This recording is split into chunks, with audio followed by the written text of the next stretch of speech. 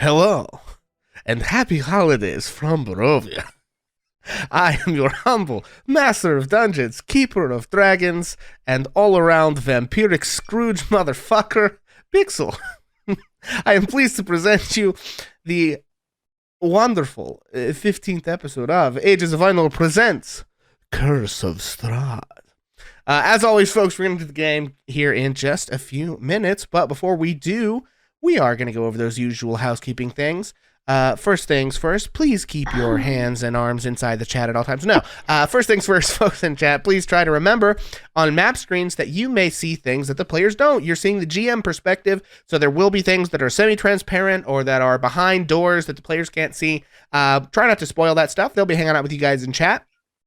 And so they don't want to know things their characters wouldn't know, because that'll make it hard for them to try to keep in the role play and not to metagame and stuff like that.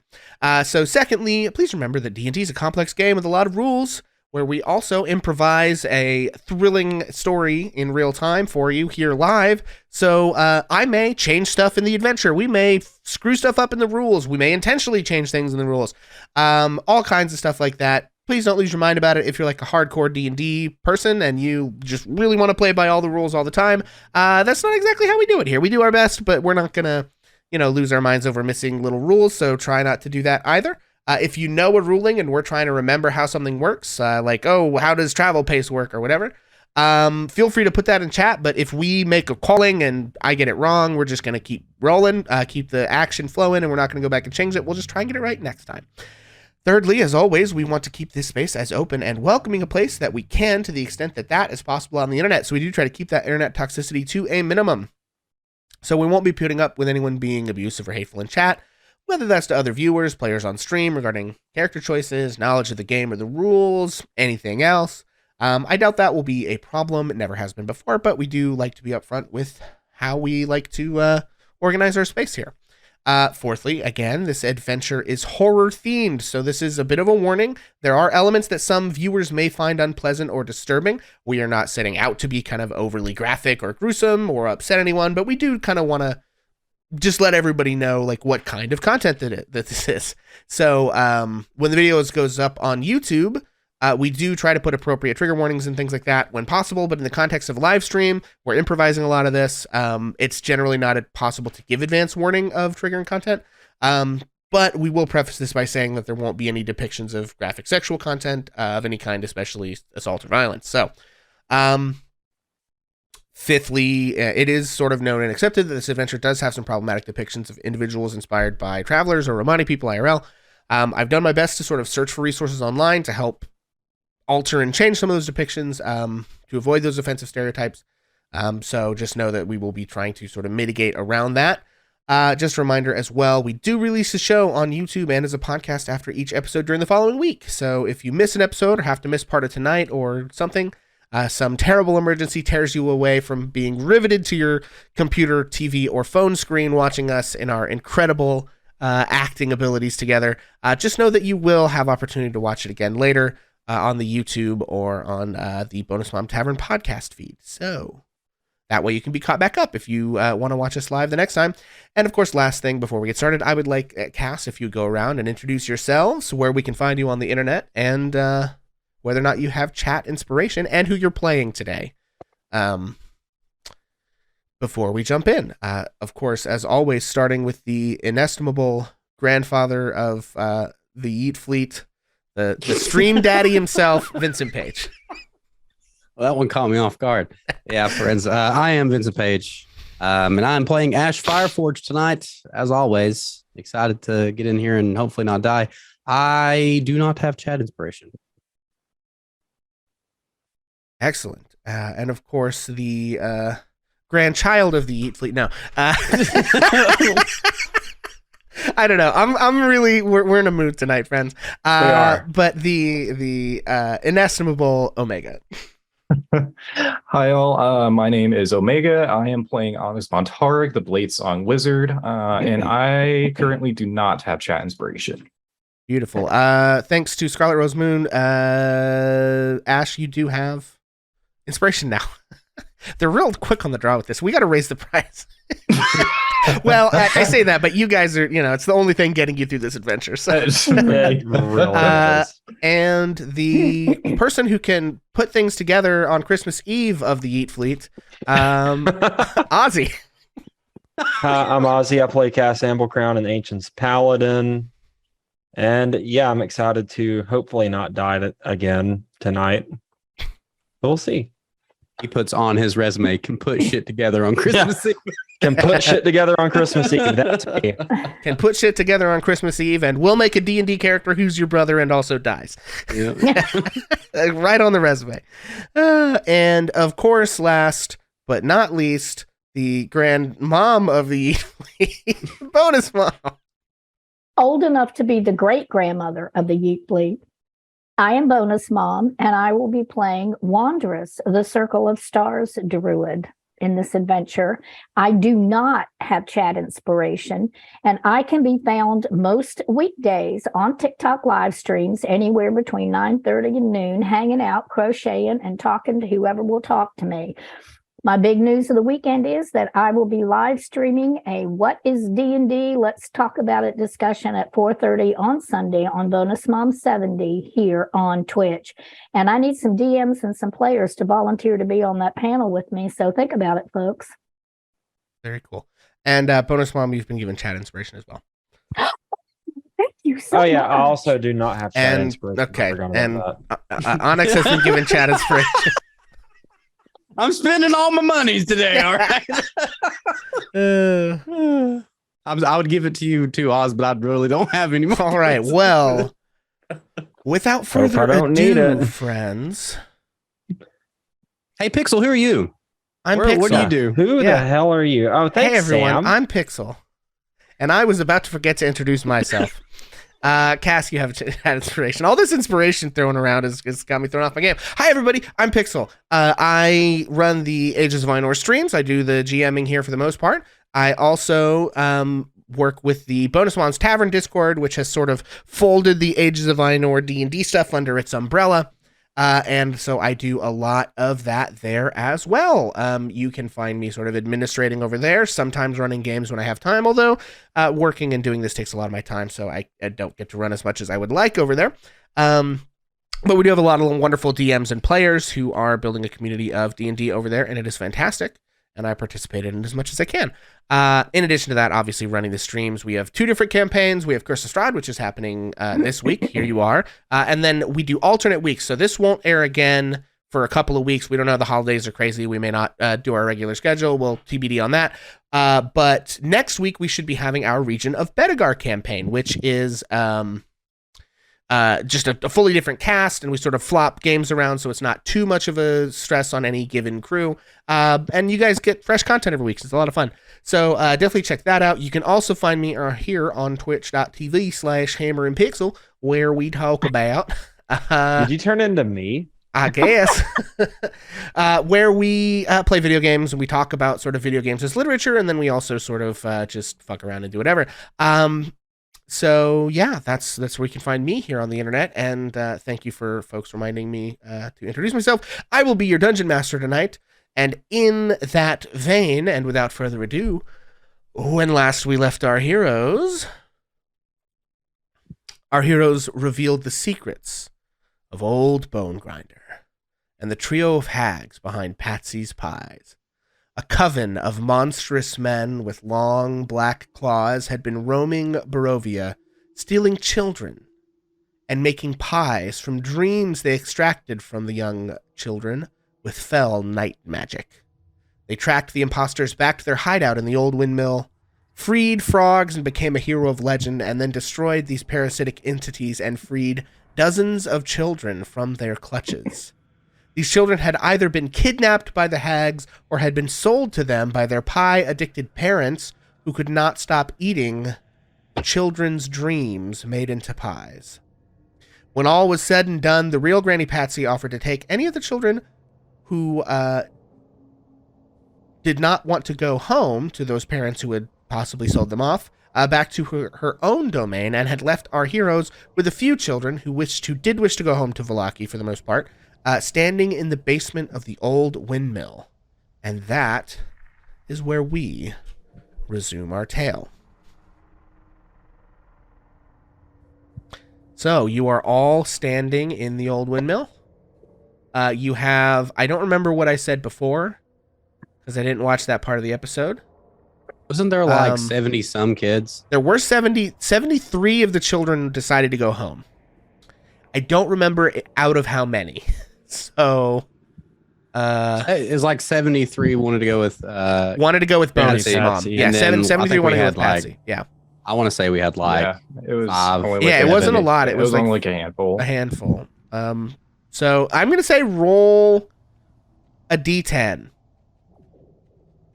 All of us. No, just anyone. Somebody roll a d10, and we're going to add d10 plus 2. And that's how many children you have. Hopefully you don't get a 10. 7. Okay, so you've got about 9 kids. So a small handful of kids who want to go back to Vallaki. Sorry, it It's okay. paused and then it rolled. I'm sorry. It's fine. So you've got about 9 kids that do want to go back to Vallaki. And Granny Patsy has taken the rest of them, so she is gone, and you are standing now in this big room. All of these blue runes have been like powered down. All of these little sarcophagi boxes are emptied, and here you are. What would you like to do? So, just going to take the charge here. I do know that I would like to check some of these rooms to see if there is anything worth, how you say, Rogan. Sure. I Yeah. wanna- So I investigation. also you guys, you found some cheap jewelry, right, in one of the rooms? I think we did. Yes, 6 you pieces of found cheap 6 jewelry? Yep. pieces of cheap jewelry, about 25 gold Okay. each. Yeah, and that was actually up in the windmill, right? Yes, that was up in the windmill. Yeah. Yes. But yeah, you can certainly look around here. They clearly have a big operation going on. So, give me, I guess, you're searching in which room first? Might as well start in the sarcophagi room, right? That's where we're at. Yes. There's probably Yeah. not much going on in here, to be honest, but Sure. good Yeah, to be make an thorough. investigation check. Let's do it. Well, Wanderous is helping too. I mean, I had gone up to the front of the room and searched. So if we're all searching, I think we're searching as a team, aren't we? So maybe there ought to be a little advantage Yeah, tossed I agree in. with Yeah, that. sure, I'll give you that. 23. Okay, you look around in here. I gotta reload the page. With a 23, you don't sense that there's any hidden treasure or anything in here. You kind of look through some of these sarcophagi that had the children in them, these little dream boxes, and look around. You don't find any like hidden panels, and the room is kind of too utilitarian. It seems like the whole purpose of this room is this big rune spell they were doing. Right. And so that it looks like they didn't, it's also pretty clean. Like hags, from what you saw upstairs, like if they were it was dirty and cluttered and what have you. And they kept this area actually a little bit cleaner, obviously not to interfere with the magic. It was sort of a thing Right. like that. So Speaking of the magic, I do remember what your note was about, Bonus Mom. I Okay. think that somebody had investigated the runes and stuff, and they may have caught like, what would you say? You had like Fae and something else written down? They were Oh. elven and sylvan fiendish rituals. Yeah, I think Yes. that had to do with the runes in here. I think. Okay. yeah, the runes. anyone who's proficient in Arcana can make an Arcana check regarding that. Yeah, I think I may have been what happened last time. It just dawned on me that somebody probably investigated that. That's what was going on. Yeah, well, that's not Wanderous. Bless his heart. It looks like I am. So. Okay. Let's give that a good old whirl. 24. 24. Yeah, so with a 24, as you look at this, you and your mentor have studied this because, the intersection of evil fae, living in the woods, that's a common thing to need to be aware of. And these were probably night hags, who are pretty powerful hags, who have their hags, which are kind of fae, but they have an infernal influence. So they're sort of like a little bit demonic hags, and that probably explains the nature of this. They also have these like they're very wound up in dream magic, and they often have dream bags where they steal people's dreams. They often will do things like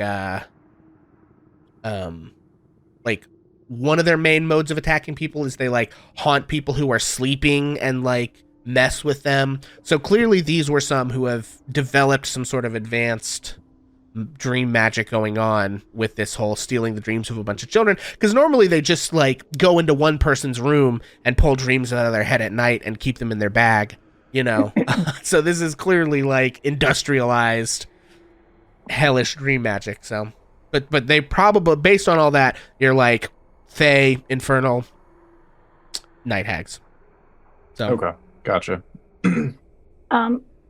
Wanderous actually speaks Elvish and Sylvan, and as a result of that, I think he would be horrified by those runes and things, and he might even take his shillelagh or something and attempt to maybe like deface one or two of them in a way, just kind of in anger, seeing that they're, you know, they're. I don't know if he'd be successful, but he might take a whack at them just kind of because he doesn't want any remnant of them to be left behind for anybody else to see.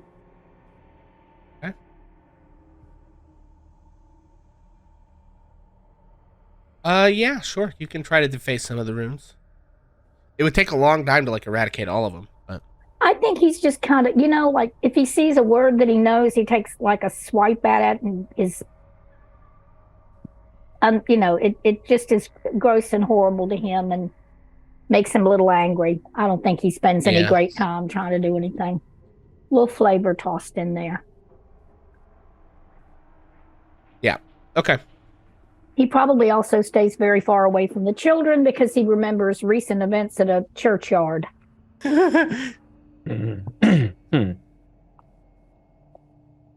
Right. Okay. So you've looked in this room. You're headed to the next one? Yeah. Okay. Going back on our way out. So yeah, if you remember, this is the room with all the big vats, where they clearly like condense the dreams down into ingredients for these pies, and they had all of these sort of like zombified children kind of making them. All of the ones who were like in the state where they had to be working in this part of the factory, they all went with Bonus Mom. The only ones that are coming with you guys are some of the ones who were in the tanks and hadn't been there as long, because all of the other ones that they will recover over time, but they're in kind of bad shape right now. Certainly not in good enough shape to just go home. But yeah, this is like the big pie making room. If you want to go ahead and make another investigation check for us. Oh, absolutely. And Wanderous in particular wants to look at those vats that have the dreams in them, so he would look at that closely. Okay. My thing ended up on the other page. Had to redo it. Okay, investigation. So should I do an investigation roll for him? 18. Well, what are you trying to figure out by looking at the vats? Well, you're saying that they had dreams in them or whatever. Mm-hmm. I think Wanderous is looking at them to see if there's anything that seems otherworldly about that, or if it just seems like pie ingredients. Is there anything in there that if it let loose could okay, be like used what are by the anybody else to do anything bad? And I rolled a 20. He did. Oh, okay. I actually popped out of my thing there. So are we okay to leave it? It's that kind of thing. Yeah, okay. And then you are looking for... No, I don't want to try that. Okay, so we got an 18 investigation from Ash as you go around. Yeah, Ash, I think in the... you find one of the shelves on the far wall that has a... particular like bottle of some kind of ingredient on it that looks a little funny, and you pull it and do reveal a secret room. Oh, what? Yeah. Oh, heavens. And then also you're not here. And then Wanderous, you are looking in the vats. You've got an investigation check. It's a 20 is a high roll, but you're not proficient in Arcana. So maybe I'll just point out the things that you do know. You know that the stuff in the vats coagulated into dream slime monsters, seemingly under the direction of the night hags. I think even with a 20, you not being proficient in Arcana and that not being an Arcana check, I don't think you know if they have the ability to spontaneously do that on their own, or precisely how you would dispose of them if you wanted to. But the things that you know about it are, it was baked into pies that gave people pleasant hallucinations, that it turned into these dream slimes when the night hag commanded it to, and that's kind of what you got. Okay. Wanderers is going to look at whoever isn't investigating the secret room and say, I hate to leave this material here in case someone would attempt to turn it into more of those addictive things. And Wanderers is looking closely at what it would be. Ash's back, because he's looking in the secret room, and Cass, knowing that they have a problem with the pies, okay? He probably casts his eyes over at Onyx and says, do you think there's something we could do to make this not work anymore? We might be able to do something. And Wanderous being, learning about communication, might even be casting his eyes at you and looking over at Kaz and Ash. Right, and while y'all consider that, Ash, you look in, and you don't have dark vision, do you? Do not. I don't think Okay. that I do. Yeah, so like a little bit of the light from this room sort of spills in, but it is kind of dark in there. I can probably get my torch out though, or not torch. I think I have a hooded lantern. Yes. Okay. Yeah, you get the hooded lantern out, and you see a small room with some like there's like a desk and a bunch of like little books and papers kind of on the desk. There's a wall that's kind of lined with books. It looks like a little office room that is kind of sitting behind this ingredients cabinet that has been like shifted out of the way in sort of classic, haunted house, secret passage style. I think that I would have the hood pulled back on the lantern. That way it's like, glowing in a radius. I don't think I need it scoped for this. Yeah. And I'd like to kind of follow through some of the stuff on the desk, I think. Yeah, sure. I'll just let your 18 investigation ride on that. You look through, and what you see is like a big ledger with like families' names and like how many pies they're eating on average. It's basically like business documents about like production levels and like how, you see like charts on how quickly the kids run out of dreams and then how long they can like work afterwards. You see again, you see like various different families who have and how many pies they consume on average per week, which you see the number gets bigger and bigger and bigger and then drops off sharply for almost all of these families. And then behind the desk, you see this kind of curious like circular door with this big, it almost looks like a what is that thing? The helm of a ship kind of on the wall. Well, let's try to open it. Okay. Yeah, I mean, so you spin it and it clicks. And you can kind of see these like numbers and stuff. I would like you to make me another investigation check to see if you can figure out how this mechanism works and how you can pick it and or crack the code. In the meantime, Onyx Gotcha. and Wanderous and Cass, what are you all doing while Ash is rolling a 25? Wanderous is going to look towards Onyx again and say, they heat it up. Should I try frostbite to see if cold will hurt it? Yeah, and I can help you with that if you would like. Okay, then Wanderous is going to step up to one of the vats and he is going to cast frostbite, which Let me see, do I have anything written for frostbite? Let me look frantically. Well, it's purple ice. So whatever the color of the vat is, actually a layer of purple ice would cover it he causes numbing cold purple frost to fill on top of one of the vats, I would think, or else all around the whole vat. You tell me, DM. And the vat has to do a Constitution saving throw. Yeah, I mean, I think if you want to try to freeze this stuff, I'm actually gonna say make both of you, if you're magically trying to freeze this, make spell attack rolls. I know that frostbite calls for a saving throw, but I think what this is a measure of is like you using your magic to like impose your magical will on this. Alrighty, is it a straight D20? Good God, that's a 26. So it's a 26 plus your proficiency plus your spellcasting bonus. Okay, well, I got 15 plus 2 plus that's that 17 plus 7 I don't think is 22. Yeah, I guess your proficiency is still 2 at level 4. Okay, so we got a 22 and a 26. Good God. Yeah, I think you guys, you begin to freeze this stuff. And I think as you're like freezing it, you see like congealed into this stuff various different dreams.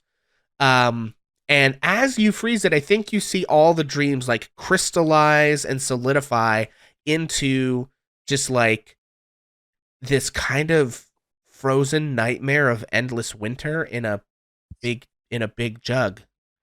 Like in a big, so you have this vat of just like this now instead of goo, it's like crystallized, this green frozen thing. But like in the facets of the ice, you can see just like the cold wind blowing, a flurry of snow. You can see like dark trees, as your sort of desire to like freeze and stop this stuff has like bled into whatever this sort of dreamscape is that's in these pies.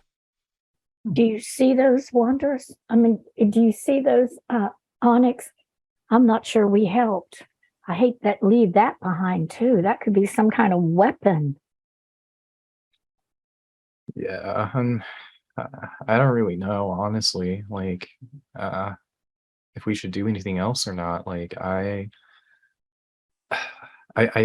really dread leaving it like this, but I don't think we really have a choice at this point.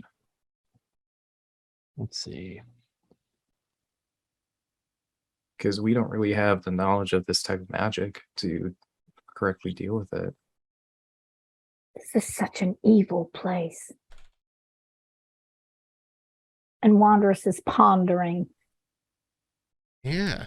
What is Cass doing while all this is going on? Well, right now I'm like looking at Ash and Wanderous, trying to figure out how I can help. I mean, obviously they don't know, but I no longer feel the lore of the pie. Right, of course. I think Cass is gonna walk over to Wanderous and Onyx and, say, maybe I could try a prayer to my deity to see if they could make the evil go away.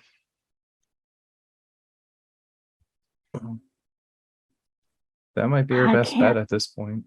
I can't see my stars from here. I haven't seen them in such a long time.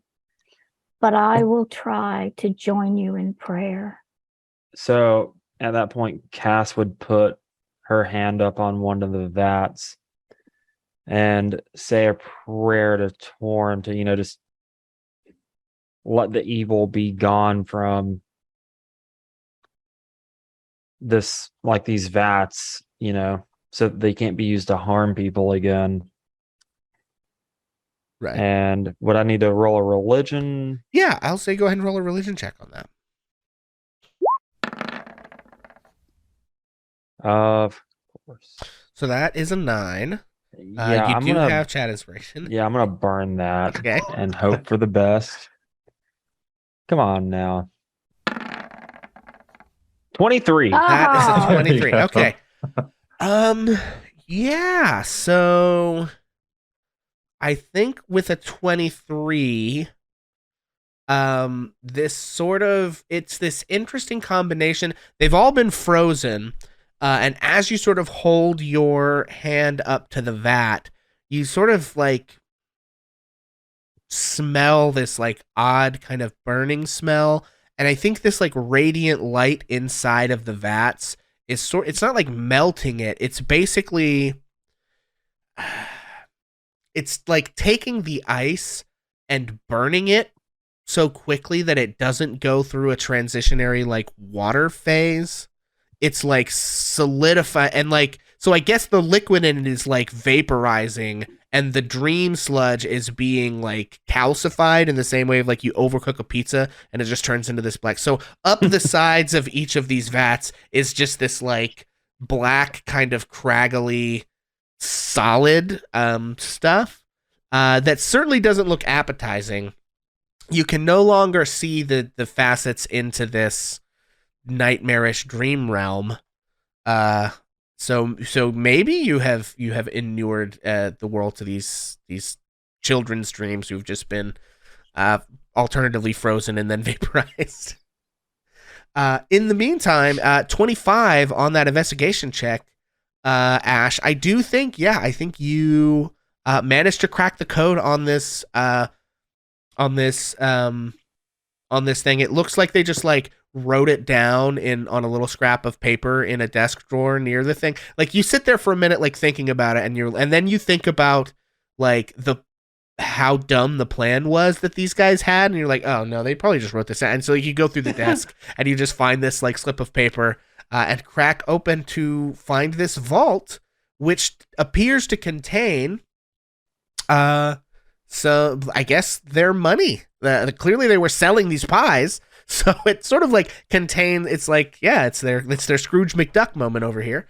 You do see quite a bit of stuff in there. What I'm gonna need are some dice rolls. I would like anyone who wants to roll me 6d6s.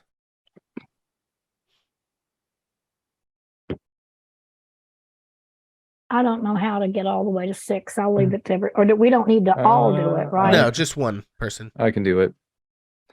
I need someone to roll me 6. I need someone to roll me 3, and I need someone to roll me 2. Oh. No. So, I guess So you we'll take the said 26. Yeah, I need So you a said 6, a 6. 3, and a 2. So we've already got the 6. I need a 3d6s, and I need 2d6s. Okay, I'll grab the 2. That way, that's called there. Okay. Yeah, so I'll Ozzy, you have to roll do 3. So Onyx, you rolled a 26. Ozzy rolled a 14. Coming right up. And Vincent rolled an 8. So, you guys find 2,600 copper pieces. Holy! You find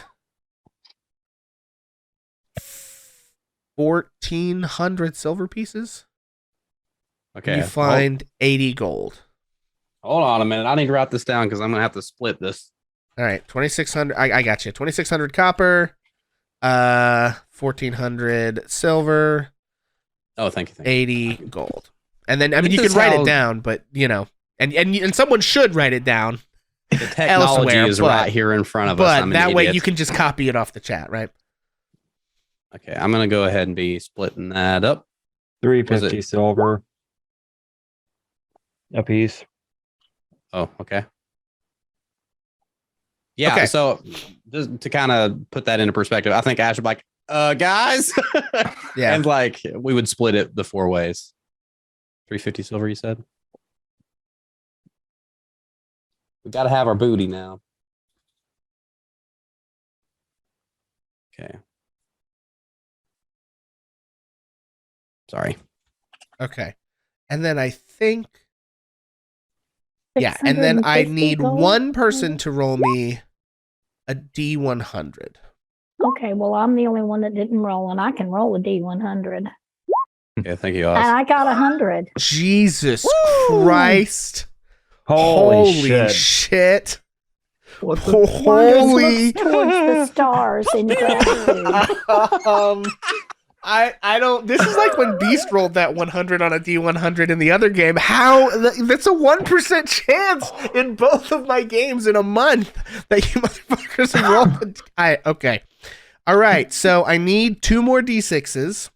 And then I need 1 more D100. God, this is going to break this Okay, campaign. I'll roll it. Holy 2d6s. shit.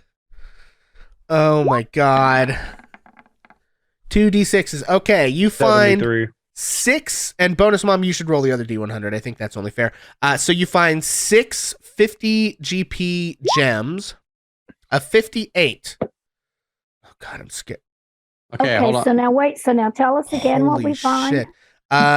You find 6 gems that are worth 50 gold each.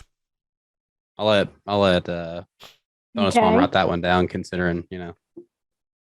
And you find, oh my God. Holy shit. Oh my God.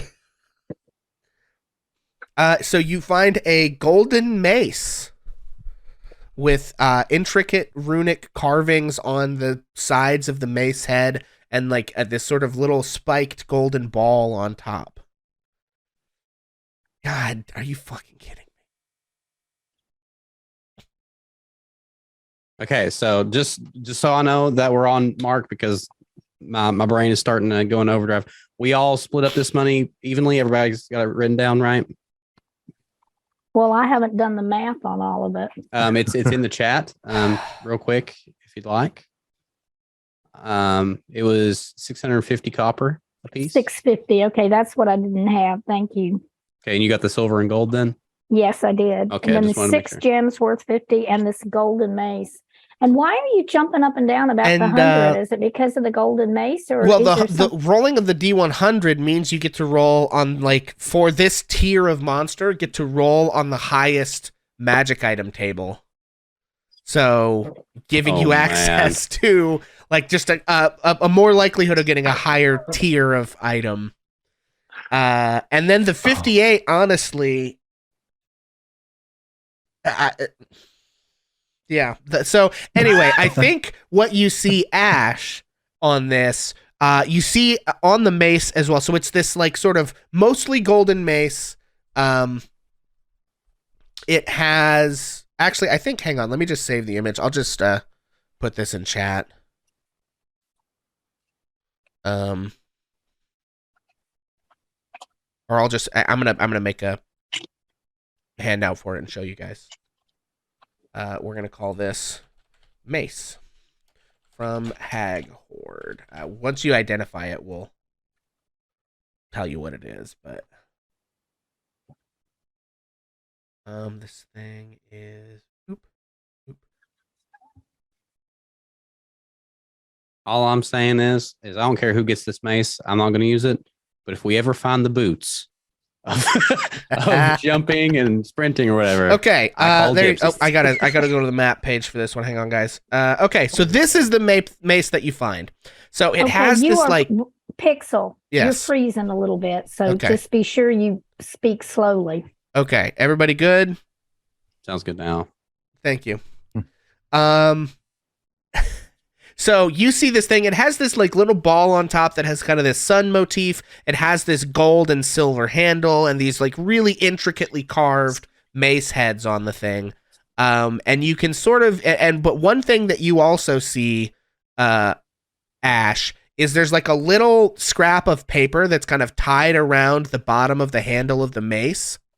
Okay. And written in a sort of,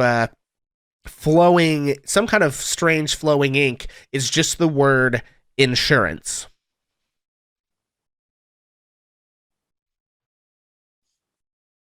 Okay, real quick.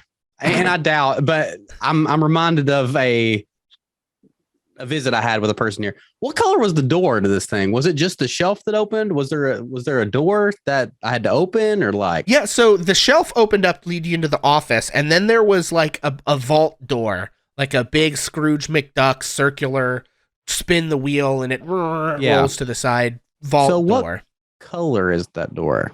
What color is the door? It's very important. I think it's just mostly the same color as all the rest of this stuff, just this kind of like dull gray. Okay. That's what I needed to know. Okay. Listen, I may or may not be working off the fortune teller lady's like entire speech, and I'm just looking for that door. Okay. Okay. I'll just make sure. I'm done. Doors are such a problem in D&D. They're a problem in most speaking games. of doors, I would like everyone to just roll an intelligence check. Not a saving throw, just a raw intelligence ability check. How does one do specifically? You just click the word intelligence under your numbers. So on the far left side where all your stats are, you just click the word intelligence there. So not like the saving throws, but the actual box that has your mod in it. Like you click the word intelligence and it'll roll. I got a 9. I'm trying to get mine to work. Hold on. There it goes. 19. Okay. So Ash, you know that you definitely have not experienced anything like the door thing.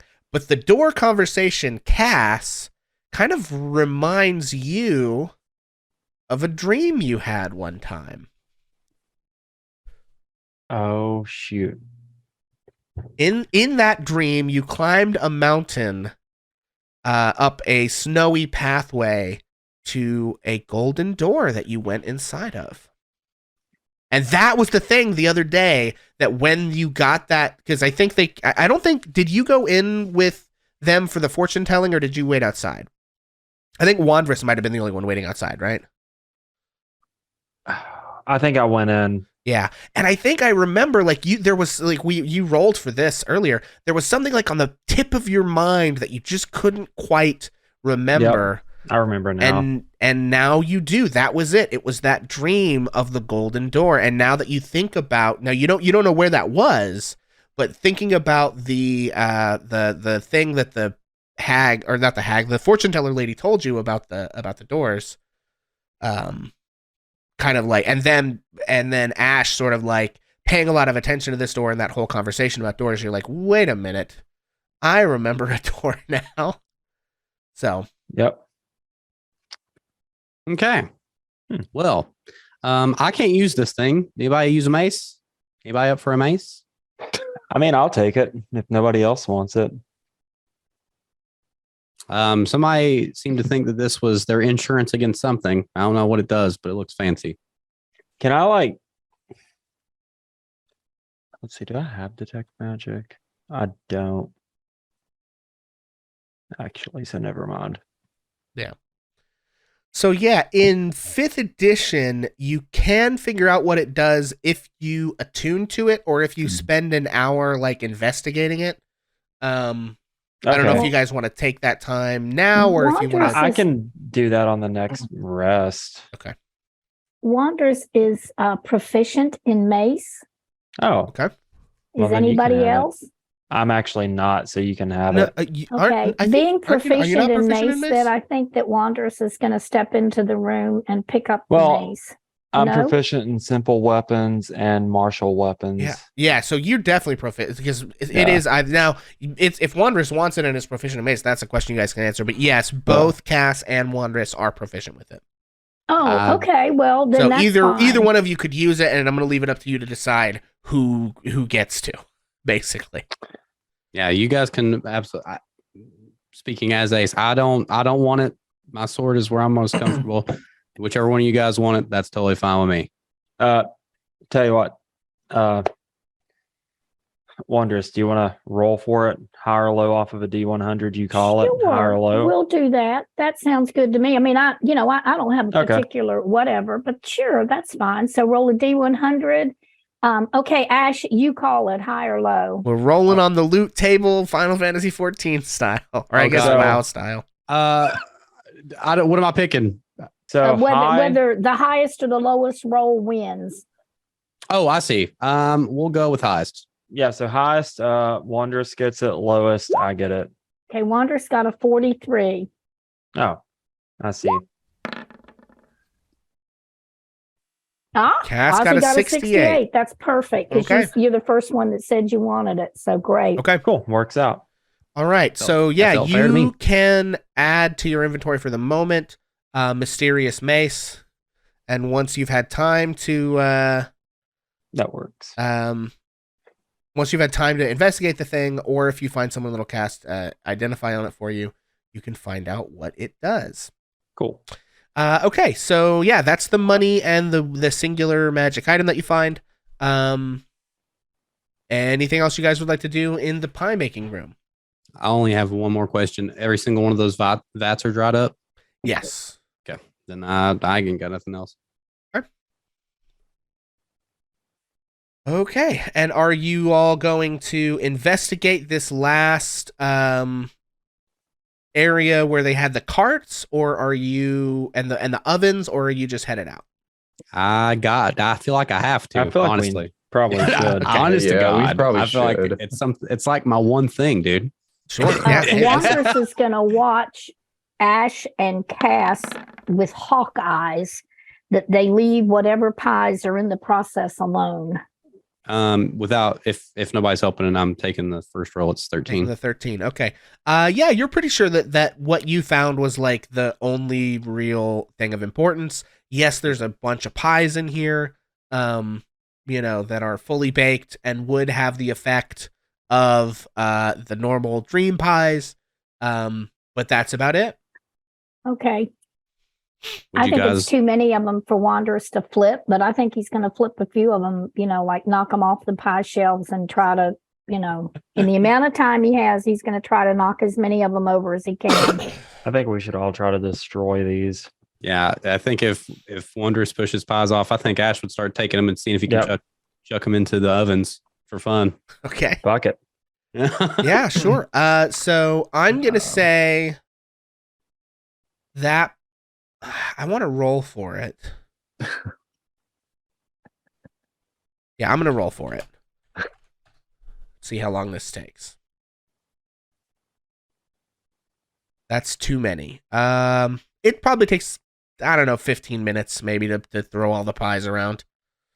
Yeah, so you destroy all the pies. You have 9 confused and tired and wan-looking children at your back, and you stand staring at the elevator. What would you like to do? Time to go. I was gonna ask the kids if they wanted like some food. I can like split up a ration or 2 between them.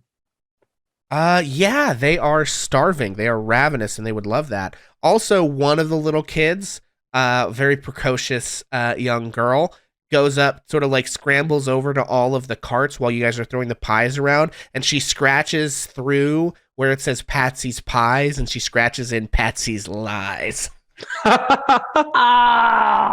Yes. on every cart. Oh my God.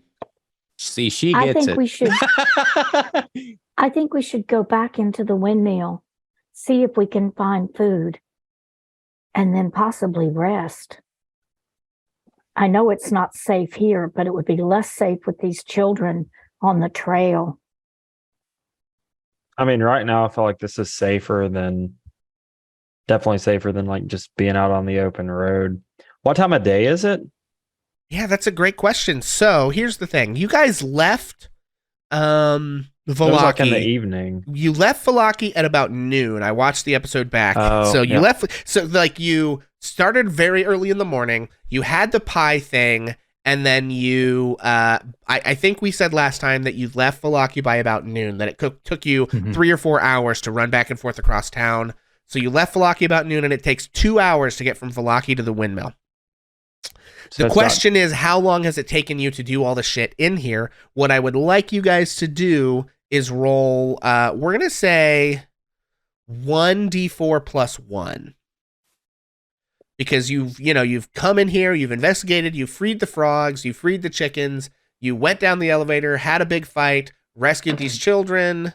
2. Okay. So it's taken you about 2 more hours since you got here to do all this stuff, finding the hidden room, breaking all the pies, praying over the vats, all of that stuff, organizing the children, sending Patsy on her ways. All of that has taken about 2 hours. So it is now approximately 4 p.m., give or take. It takes 2 more hours to get back to Vallaki. So you probably would make it before sundown. But you don't have a lot of time to dally, but you're also, you're not in your best shape here. So if, it's up to you if you want to risk it. We have the kids with us, and they may slow we us have down. these kids. Yeah. So, I mean, I'll just tell you, nightfall happens at about 9. So. Oh, okay. So we got like 5 hours. Yeah. You have 5 hours to go what took you 2 hours before. Okay, Wanderer's vote is that we get up into the place, okay, and then we see what we have in the way of food that we can share with these kids. Maybe take a short rest. Oh. Try to feed the kids something. I have like 10 rations, so I could actually feed 9 children something. Yeah, I've only got 2 rations left, so. But I mean, we could split them, as long as they have something, because I'm sure they've not had like real food in a bit. Okay. I think that's Wanderer's vote, that we try to get food inside the kids. We take a short rest of an hour and try to regain a little bit of something, and then we head back to town. Because we have no idea what may happen in this place at night. Yeah. That's valid. Okay. Wanderers again is going to try to make himself as inobtrusive as possible. Maybe give Onyx the food to hand out, and he's happy to give his food, but he's trying to not terrify the kids any more than he has to. Right.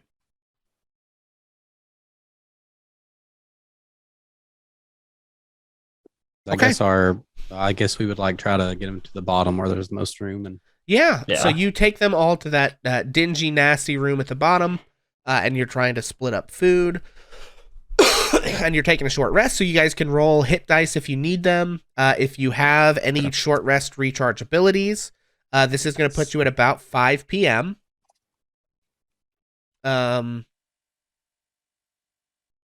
Altogether. Also, I guess I want to show the map here.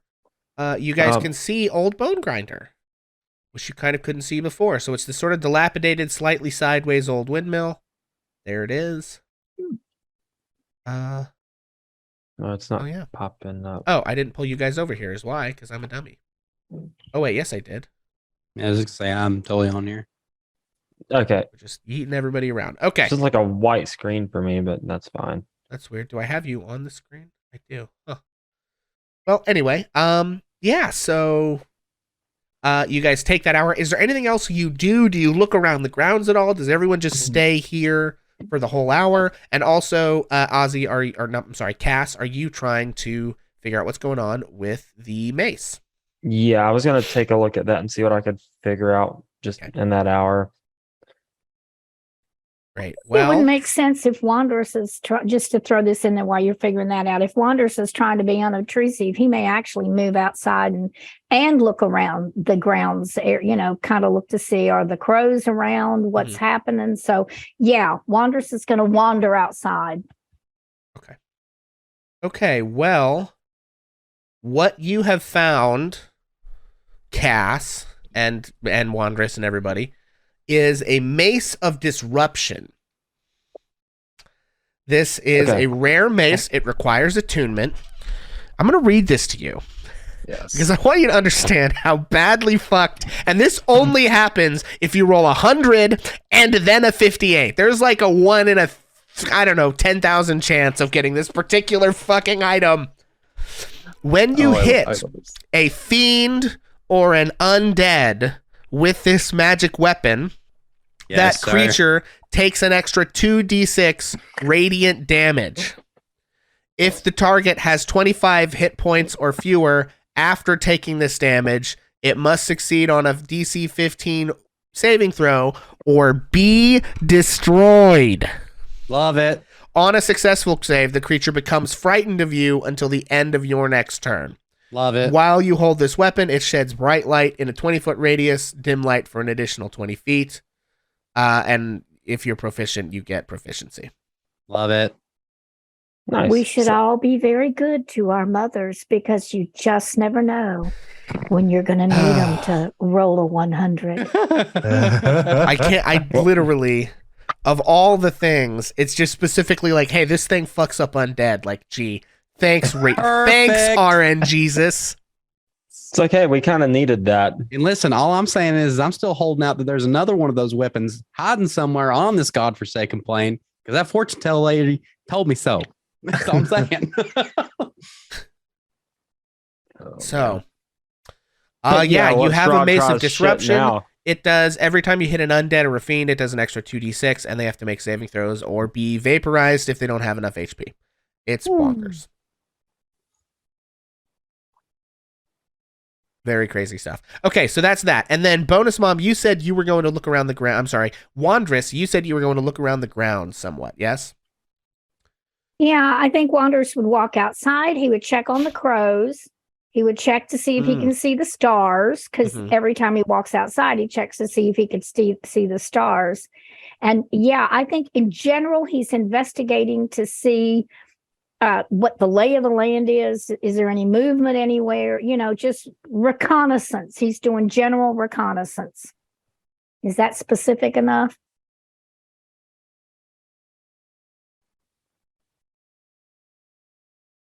Yes, you're doing general reconnaissance. So, yeah, you see that the ravens, I don't think it was crows, I think it was ravens who had followed you, have gone now. You see that there do appear to be, not too far from the windmill, there's actually this, like, weird stone construction. It's like these massive stones that are sort of like standing and laid up against each other. It's basically a big Stonehenge looking thing. There's like these 4 ancient stones that are erected. And there you can see from here that they're kind of covered in moss, but they seem to have some sorts of carvings on them. All right. Well, Wanders, knowing about the runes down in the basement, would certainly scrape the moss away or whatever and attempt to read the runes. And he speaks Common, Druidic, Elvish, Giant, and Sylvan. Okay. Yeah. So, when you actually, as you get close, you can tell that actually they are not runes. They are carved reliefs. Carvings of cities. There is a city shown covered with snow, a city that has beautiful flower decorations. There's a city with a sunburst that's overhead, and a city of with kind of the leaves like falling off the trees and sort of blowing in the wind and stuff like that. Well, I cannot imagine that he would not know that that would refer to the 4 seasons, because it's patently obvious. Yeah. And as you look around, you see in the center of the grass is a small pile of teeth. Of what?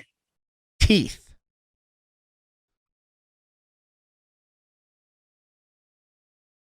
When he sees that pile of teeth, Wanderous would leap back in horror and then move closer to look at the teeth to see what animal he thinks they might have come from, or animals.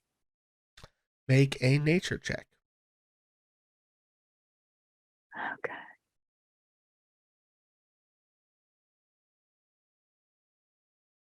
Did I hit it? I don't think I hit it. No. Wanderous got a 3. It's hard to tell. They don't look animal. Like they're not really carnivorous or yeah.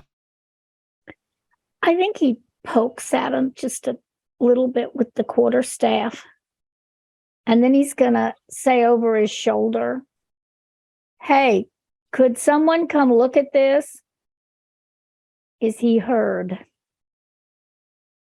You hear a strange voice kind of right in your ear say, "Look at what?"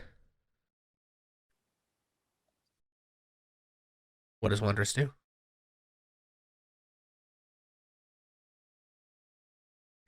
Wanderous leaps back, grabs his quarterstaff, looks all around him. Yeah, look. Make a perception check for me. God. While she's rolling that, Oh God. Cam I'm has- burning chat inspiration on that one, folks. Cam has redeemed a chat inspiration thing Okay. that needs Oh. attention. Okay, thank you. Pixel has chat inspiration. Okay. Oh Jesus. Oof. R.I.P. I rolled another 9. Yeah, you're just like wildly looking around. You have no idea. You don't see anything that could have said that. Thank you, Cam. I will try to remember that. Please keep reminding me that I have that. Or do you? Oh, JK, whoever used theirs up. Okay. Well, Bonus Mom just did. Who else doesn't have chat inspiration? I currently don't. Oh, okay. That was probably meant for Cass then, because you used yours first. So we'll leave that open. And then thank you for the bits, Jojo Bean. Welcome in. Sorry, we don't do a lot of acknowledgements of those kinds of things. Not because we are mean, but because we don't want to interrupt the flow. But we were kind of at a moment to do that. Yeah, but anyway, so you look around and sort of shout about the situation. You don't see anything that could make the sound. At this point, everyone else would have noticed. What do you all do, if anything? I would probably look at the kids, be like, "Stay here," and then run outside. Oh, yeah, I'll stay with the kids. I'll follow Ash. Okay, so Onyx stays with the kids, and Cass and Ash rush over to Wanderous, and you see the same things that Wanderous saw. You see this big series of 4 monolithic stones, and you see this small pile of teeth down in the middle. And then you see Wanderous holding his quarterstaff and sort of like looking around. What's up, Wondrous? Spooked. I heard a voice. Someone spoke to me. I had when I called to you and said, "Come look at this." I heard a voice in my head. It said, "Look at what?" And then Wanderous looks around and says, "Who are you? Where are you?"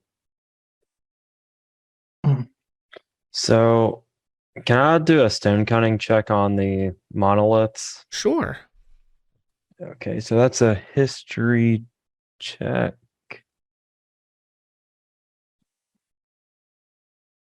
And I think you double your proficiency, so add Yeah, an I extra do. 2, So- right? Yeah, so it'd be. Oof, nat 1. Oh. I'm burning Yeah. my. Burning Chat it again. Damn. inspiration, Okay.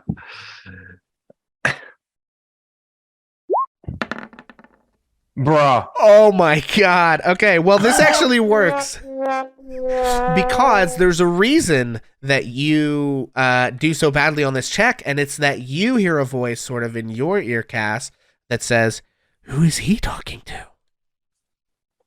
Can I roll perception? Yes, you can, but you should roll yours with advantage. That is a 15. You know that voice. You've never heard it out loud. You've only ever heard it sort of in your mind, but you know that voice. Ah, But it's never spoken to anyone else that you know of. what do you want? Why are you here? Does it say anything back? It says, the tip of the tongue, the teeth, the lips, the teeth, the tip of the tongue. I didn't hear that. I'm sorry. It says, the lips, the tongue, the tip of the teeth, the lips, the tip of the tongue. Does Ash hear this? No, the only person that hears that is Okay. Cass. Fantastic. So, did anything happen when Wanderous said, "Who are you? Where are you"? No, I mean, in the timeline, Wanderous doesn't know this, but it responded to Cass when you said something, sort of, but But not where I heard it, where Wanderous heard no, it. Wanderous didn't hear anything. Did I notice the teeth on the ground? Oh yeah, they're pretty obvious. I'm gonna take a closer look at the teeth. Is that a Okay. nature check? I think you would probably be more likely to make a medicine check here, or nature if you'd prefer, whatever you have higher. They're both I think the same. Wondrous was definitely coming at it from more of a nature perspective. I'll look at it from a medicine perspective. 15. Those are definitely children's teeth, Ah, like human Ah. children. those are children's teeth. But that Human was not a children. child's voice I heard. Okay, so do I have any kind of like is that voice, just like the kind of shadow that's followed me my entire life? Or do I know it from somewhere else? I'm trying to think. So yeah, the only other normally it's just been this nagging, gnawing voice that's like tries to push you to do things and stuff like that, to be more violent, to be more cruel, to engage in all kinds of dark behavior. And it comes and goes, it waxes and wanes. You've never really been able to detect a pattern in that. But you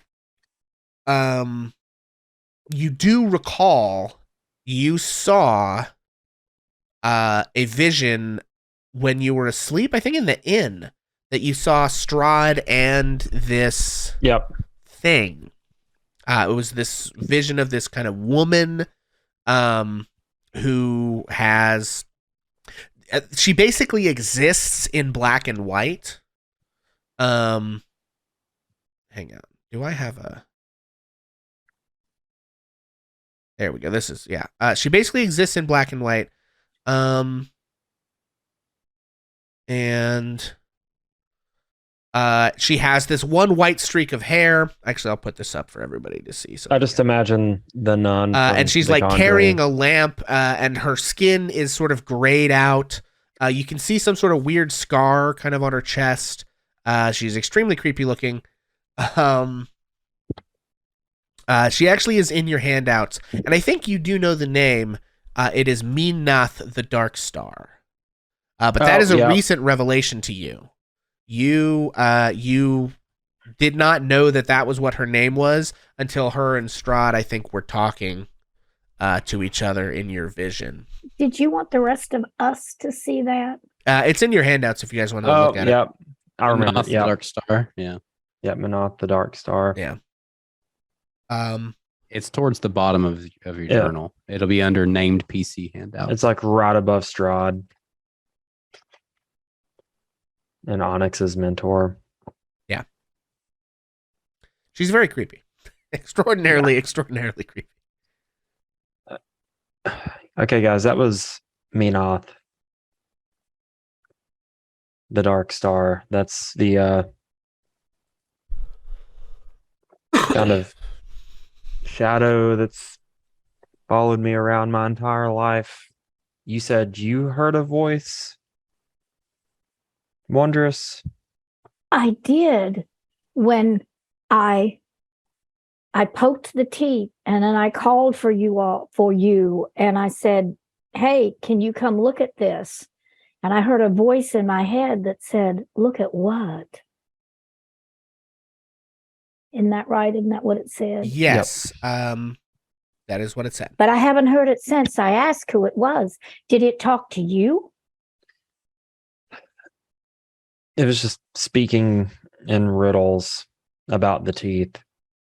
You know this voice? You know this person? Minoth normally doesn't speak to me in, general terms. They typically, like before I knew its name, I just called it my shadow. That just kind of followed me around and nagged at me to do things. But yeah, normally it doesn't talk to me. And I've never known of it talking to anyone else, so this is all pretty unnerving for me.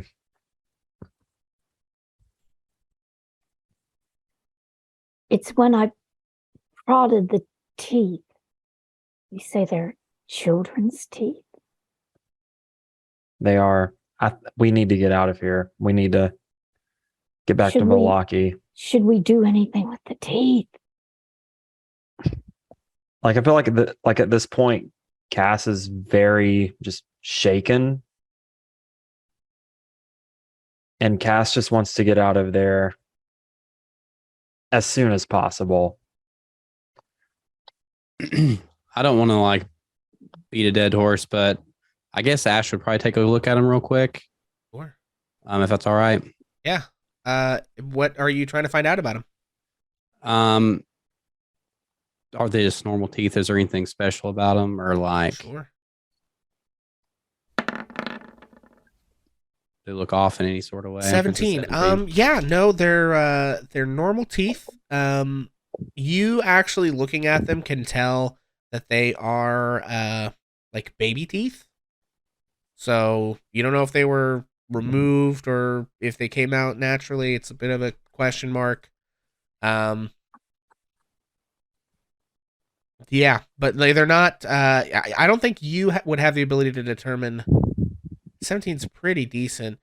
I mean, it's weird that they're here. I'll definitely tell you that. Like, they're arranged in like a little pile in the middle of the place. So in this like big standing stone structure thing, it's like it's not a natural place for them to fall or be for any particular reason. So there is some reason that they're here. You don't know what it is though. Okay. Cass, is this pile of teeth symbolic to you in any sort of way? You said the shadows followed you around. Is there like some kind of symbolism with this? Is that something I would know, Pixel, or because I don't think we really flesh out a whole lot of my make backstory. make there. a religion check. Let's find out what you know. 23. Yeah, you get the sense like a lot of this thing doesn't often speak to you audibly, right? It tries to nudge you to do things, but it does seem to have this like kind of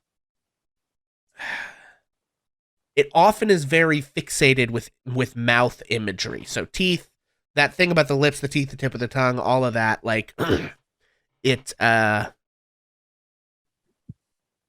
often has this like chewing, biting, eating, hunger like motif to it. Yes. Specifically with what it's doing here. Again, you notice this kind of same thing that Ash does, which is like it's not a natural place for this to be, right? It's like somebody collected these and put these here. And you don't sense that that it's a good thing that they're here. No, it's I don't know that you know exactly what effect is or is not accomplished by the presence of these things here, but it certainly doesn't like feel or smell good. And you know what I mean? It's like it's not great, but you don't know what effect it would or wouldn't have to remove them or anything like that.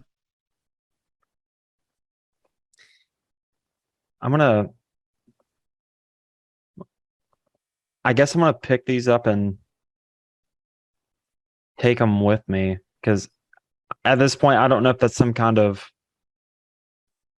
altar or something dedicated to Manoth. Yeah. Maybe the teeth are some kind of like sacrifice, or some kind of like what's the word I'm looking for? Ritual? Offering? Yeah, like offering, ritual, something like that. So I think for the time being, I'm going to pick those up, put them in like a bag or something, and then take them. Okay, cool. Take them back to Vallaki.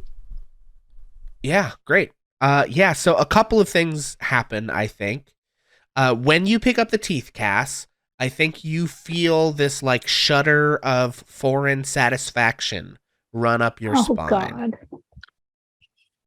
And I'm going to put as a flaw on your character sheet, You don't want to part with these teeth. You got to figure out what's going on with it. It's not like I love these teeth, but it's like I got to figure out what's going on with this. It's going to help me figure out what's going on with this shadow. Meanwhile, elsewhere, meanwhile, back on the prime material plane. No, so in the meantime, as that's happening to you, kind of internally, Wandress, you feel this feeling like a lock, like a key being turned in a lock and unlocking, and you see in the mist above the four stones a singular opening. And even though it's daytime, and the day, which was clear and bright earlier today, has sort of fogged over a little bit. The sun doesn't ever shine for too long here in Barovia, but a single purple sort of beam of light hits the middle of this set of standing stones. Where the teeth were? Yeah.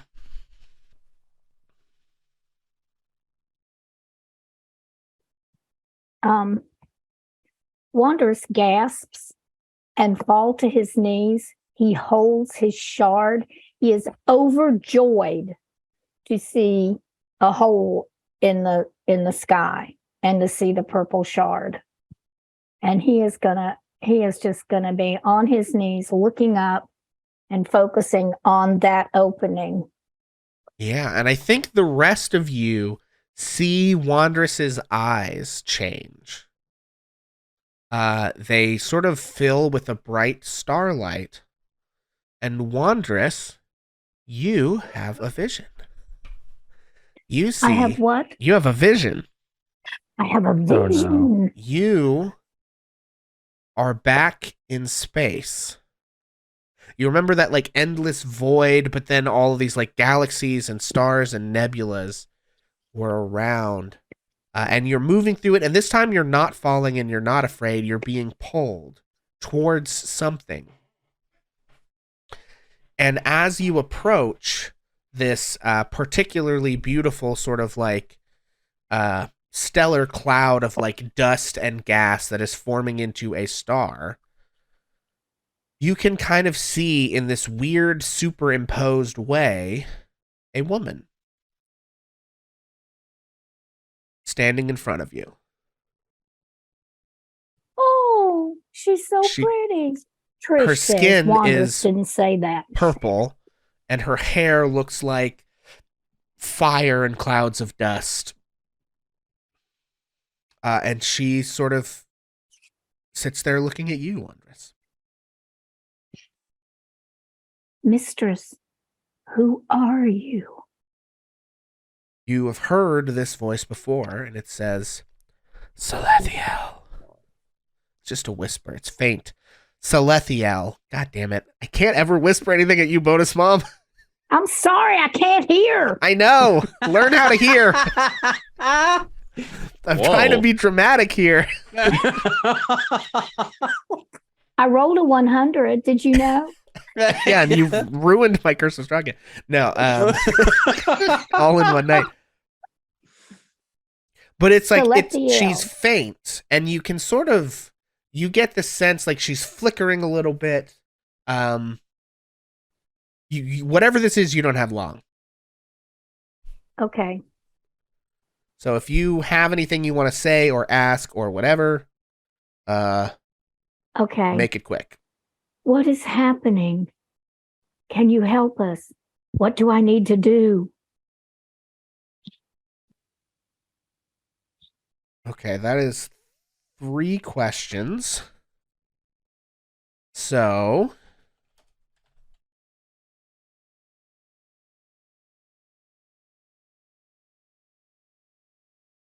what is happening? She says, I was blocked, but now I can reach. And then you are back in your body, Wandress, and the light fades. And she said, I was blocked and now I am free. Now I can reach.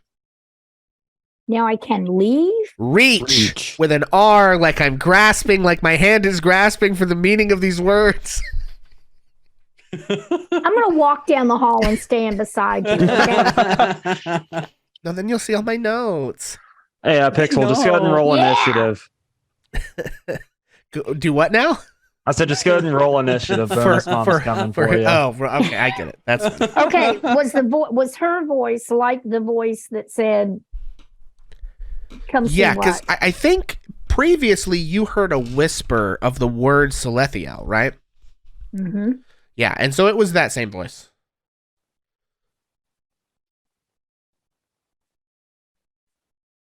Okay, I think that Wanderous is going to look at everyone and tell them what happened. I just had a vision. I saw a woman, a purple woman with flaming hair.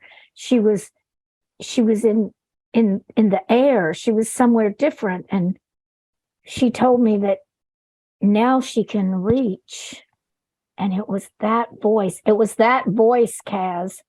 I don't think you should have those teeth. I have to figure out the significance of these teeth. When you touched the teeth and you moved them, apparently it did something to your shadow, Cass, to that dark shadow. They say now they have reach. Cass, I don't think you should keep those teeth. Oh, I'm sorry. Were you asking if the voice that... I'm sorry. I think there's been a misunderstanding. Oh, Okay. The voice that said the word Salethiel to you was not the same voice that asked you, look at what? Oh, okay. Sorry, yeah, that was that's I what misunderstood. I thought you were asking if it was the same thing that talked to you previously when I think you had some sort... I don't even remember what the context okay. of when was I had my when you other found vision. that Okay. out. Yeah, okay. Then I'm so sorry. That was my mistake. I misunderstood the so question. you were asking cancel me. all of that, but it was getting Yes, so it interesting, is. It wasn't does appear to be two separate entities of some kind. When the teeth were removed, the one was there was some sort of weird satisfaction that ran through Cass that was not really you. But you've got to figure this out. And then at the same time, there was this like feeling of a key being unlocked in a lock, and you fell to your knees and had this strange, ecstatic vision of it's this thing that apparently is named Salethiel. Okay, given all of that, and then it wasn't that voice and kind of whatever, I don't think Wanderous immediately shares what happens to him. Okay. I think he's pondering this over in his head. But when it all stops and he smacks into his body, I don't think he's concerned about who has the teeth anymore. And he's just serious, and you can tell he's pondering and thinking and reflecting. One thing that I was kind of curious about is, did we see the purple light? Yes, everyone saw the purple light. I think that Ash would probably walk up behind Wondrous and kind of like place a hand on their arm, or well, probably shoulder, since they're leaned down. Yeah. Yeah, I think you sort of feel this like electricity almost running through you. I don't think you see anything, but you do get this sense that something sort of powerfully magical is happening. Also, Onyx, meanwhile, is I guess like playing jacks with the children, made out of like leftover frog bones on the floor of this place. Yeah, that's I mean, there probably isn't much to do aside from that. So yeah, I probably just try to find like stuff, I guess, to keep the children busy. Yeah, and there's plenty. This place is absolutely filthy. There's plenty to keep these children busy in here. They're very tired and hungry, but also they love the filth because they're children. So definitely 100% into all of that. Okay. Yeah. Anything else at the Standing Stones? All I was going to say is whenever. Oh, go ahead. Good. Yeah, I was going to interact with you. So if you want to start it, that's okay. I think Ash would have walked up and put their hand on Wonder's shoulder and be like, was that your star? I'm not sure. I had a vision. I saw a woman, a purple woman with flaming hair. And something changed when the teeth were removed. And she said to me, now I can reach. Oh, I hope it's a good thing. I hope it's a good thing. Please let it be a good thing.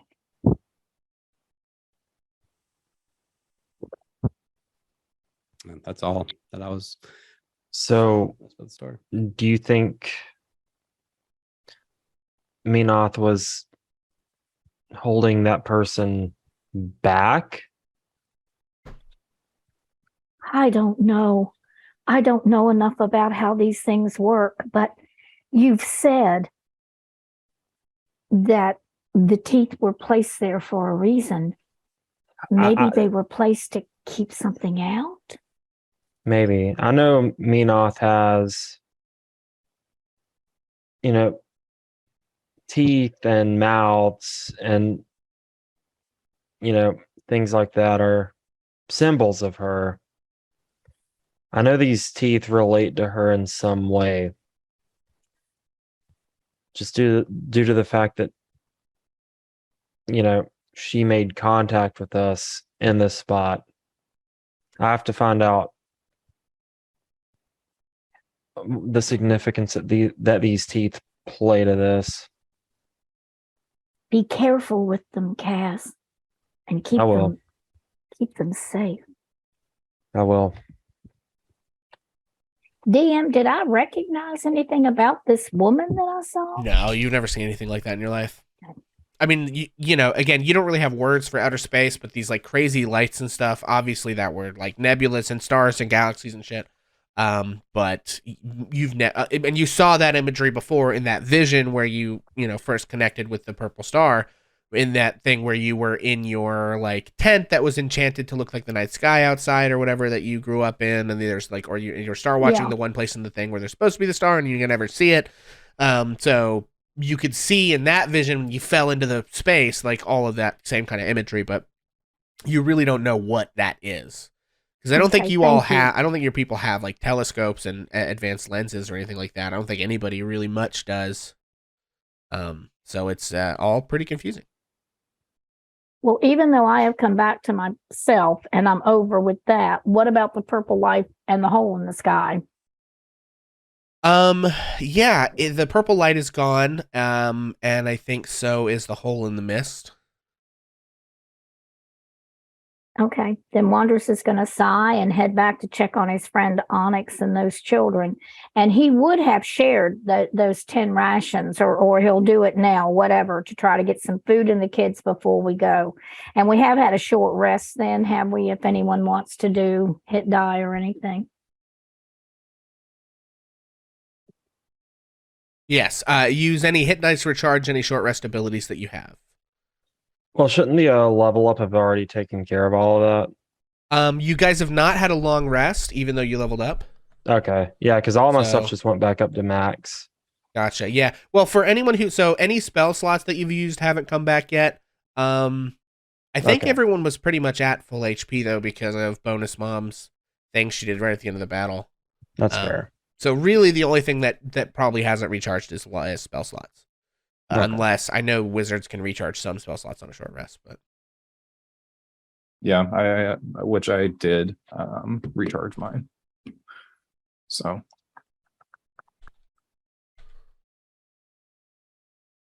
okay, we ready to round up these children? Let's do it. Okay. There is my map of Barovia. Bloop, there it is. Okie dokie. All right. Okay, everybody. So, you and these children are about to embark on your way back to Vallaki, which I need to look up because I can't ever remember these random encounter rules for Barovia.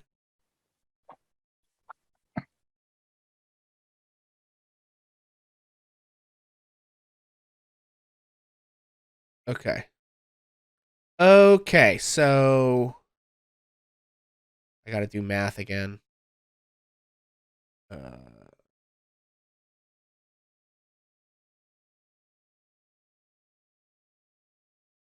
That's not it. I gotta do.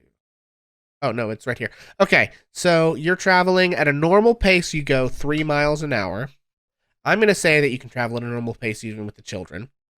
So every 1.5 miles, we gotta roll. Is what's going on. So let's get started.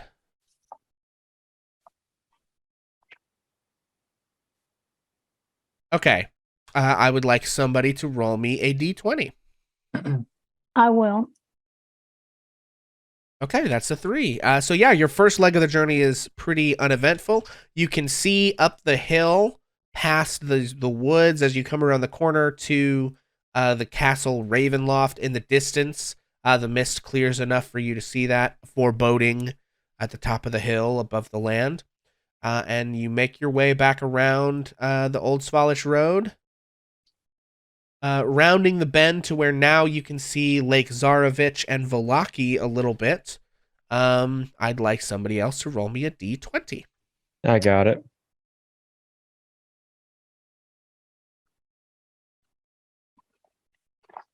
Oh, apparently not. It's not wanting to roll for some reason. Uh-oh. Let me try it again.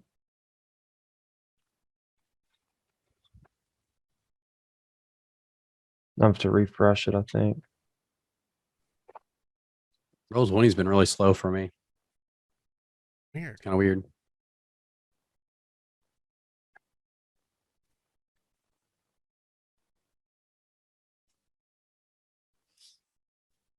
I don't know, maybe refresh? Yeah, I just tried that. Somebody else can roll it.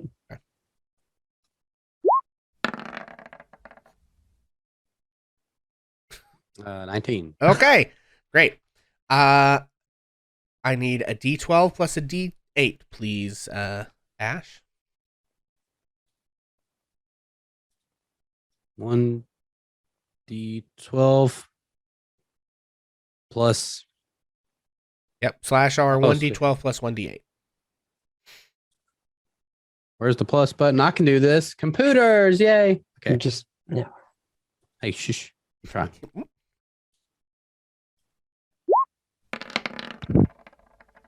A 6. Yeah, you, as you're sort of rounding the corner through the woods, Ash, knowing that nighttime is on the way, and you probably want to be behind the walls of Vallaki when night falls, you actually discover a foot trail. Okay, I was just making sure I was good. That's funny. You would roll the same thing, so it would have been the same either way. You discover a foot trail that cuts through the wilderness. That you think would be able to cut a little bit of time off. Your way back home. Oh boy. Okay. Hey guys. I think this looks like it's a shortcut back to town. I would point out the trail. Do I see the trail? Yeah, Do you we can all look see like the, you can all rangers see to the you? trail. Okay. Yeah, you can all see the trail. It cuts through. Basically, it cuts through these trees a little bit more directly. Like, you know how when there's like a road that like exists, but then there's the way everyone actually goes that's like just kind of worn into the dirt a little bit. That's the sort of thing that you've noticed, is that there's a trail that's like not as well traveled, but is kind of like clearly people like kind of taking a shortcut or something. Gotcha. What do you guys think? It goes into the woods. Little ways, seems. Hmm.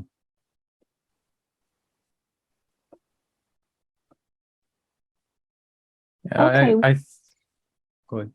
No, it's all right. Go ahead. I mean, I think we might be able to take it, but we would just have to stay on guard, I think. if we Yeah, I were think to so take too. it. Wanderers is going to look at the children.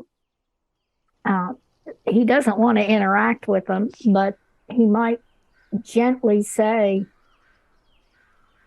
to any of the children that look like they know what's going on in the world, like whatever he might say, do you know this trail? Do any of you know this trail? Does he just scare them, or what I think happens? all of the kids shake their head. I think one of them and begin barking like dogs. yeah. One of them, you Sorry, hear I'm out real wild dogs barking in the distance. I think they all shake their head and basically say like, "No, we're not allowed outside the walls. We never been here." Wandrous is going to go with Ash's recommendation.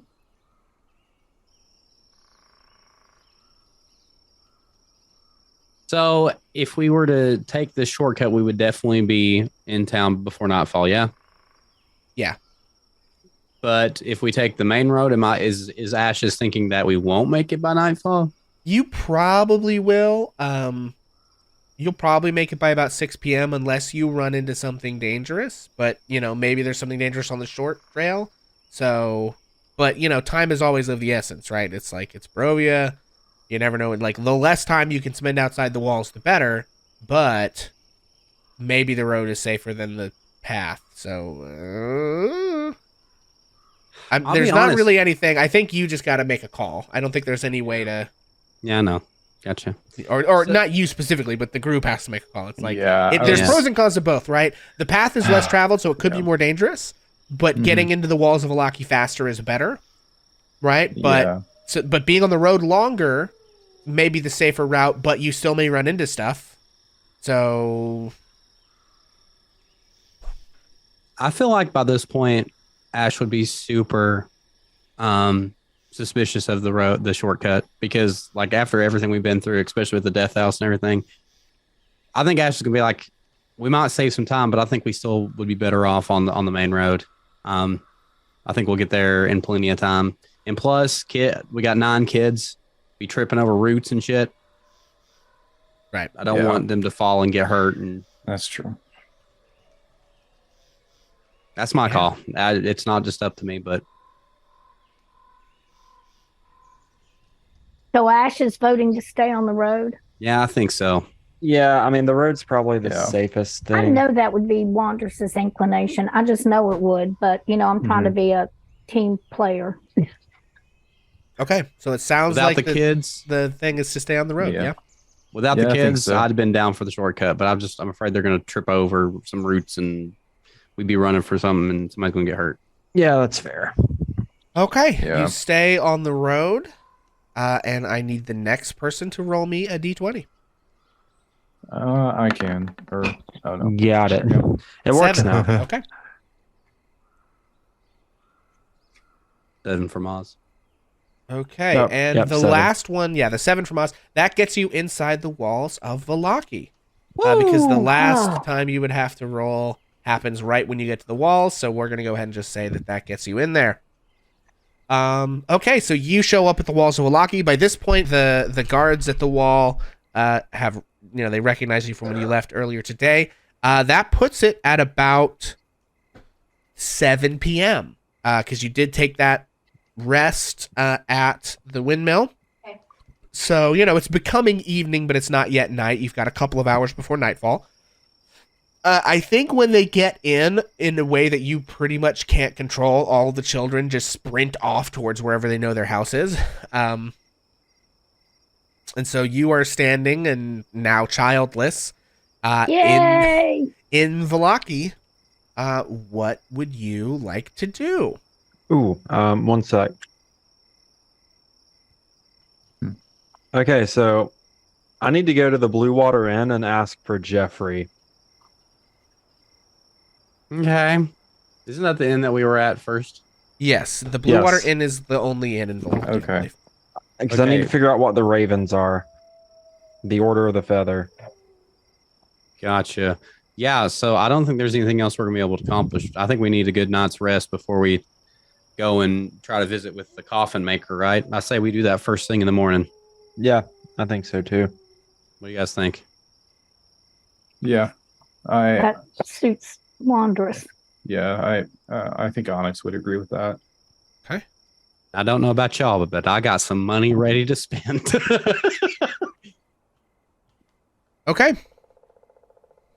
As we are walking back towards the inn, right? Because that's we're going to go stay where we stayed last night. Yes. We walk past the place that's gonna be the carnival or whatever. Do you walk past the place that's going to hang on? Let me take you back to the map. Do you walk past the place that's going to be the festival? Let's find out. Well, we walked past it when we came into town the other time. Didn't we go back out the same way? Was it here where N5 I actually was at? don't necessarily know that you are remembering that correctly. So let's look at Vallaki. Okay. Okay. N5 is. Well, maybe it was just that somebody told us about it. Yeah. Instead So of- yeah, there's. Yeah. Okay. Hang on. Okay. N5 is a stockyard, but there is a carnival wagon there. Oh, okay. But N8, I believe, is actually the town square where the festivals are held. So, Do we go past the town square? it's not. You'd have to go out of your way to go that way. Okay. But No, you then could. that's fine. That's fine. I think N2 is the Blue Water Inn. Okay. So, Wanderers is going to follow the party to the Blue Water Inn. okay. All right, you guys make your way to the Blue Water Inn.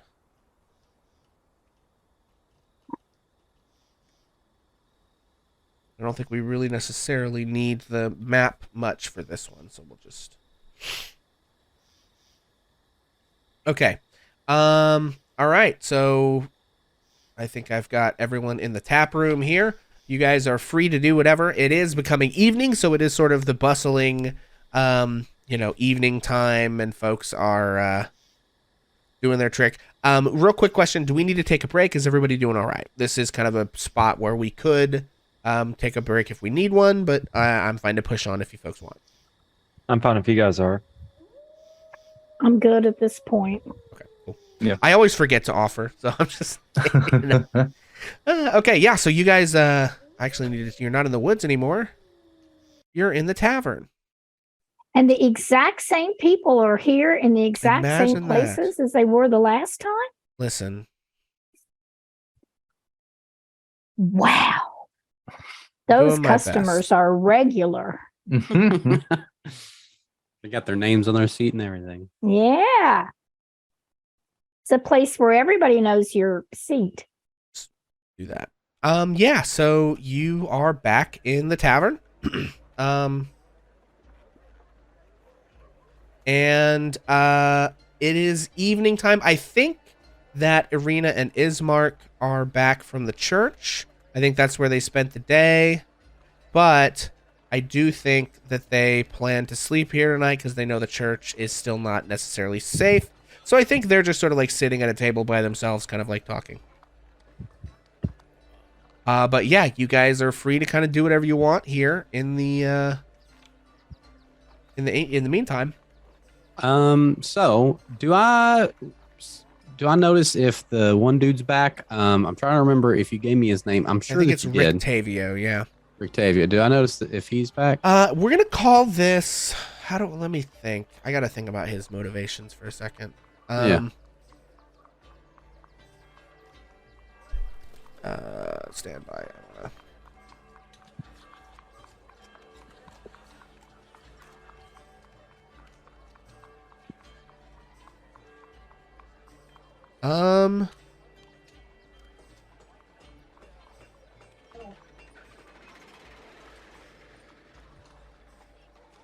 Okay.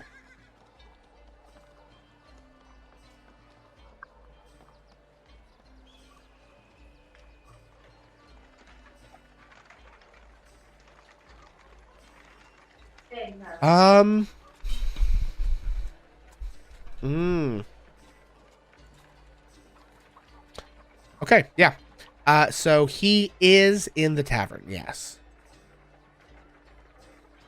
Okay, where would he be located at? Just out of curiosity. He is here At the bar, like he was last yeah, time. He's at the bar. Okay. I think that I would probably go up to the bar right about there then. Okay. And Cass, you wanted to look for Jeremy, yes? Yeah, I wanted to go up to the bartender and ask for Jeffrey. Jeffrey, that's right, Jeffrey. He sort of cocks his head and looks at you and says, Jeffrey sent you, did he? He did. Very well. He's not here right now, but I can let him know you've arrived next when I see him, I suppose.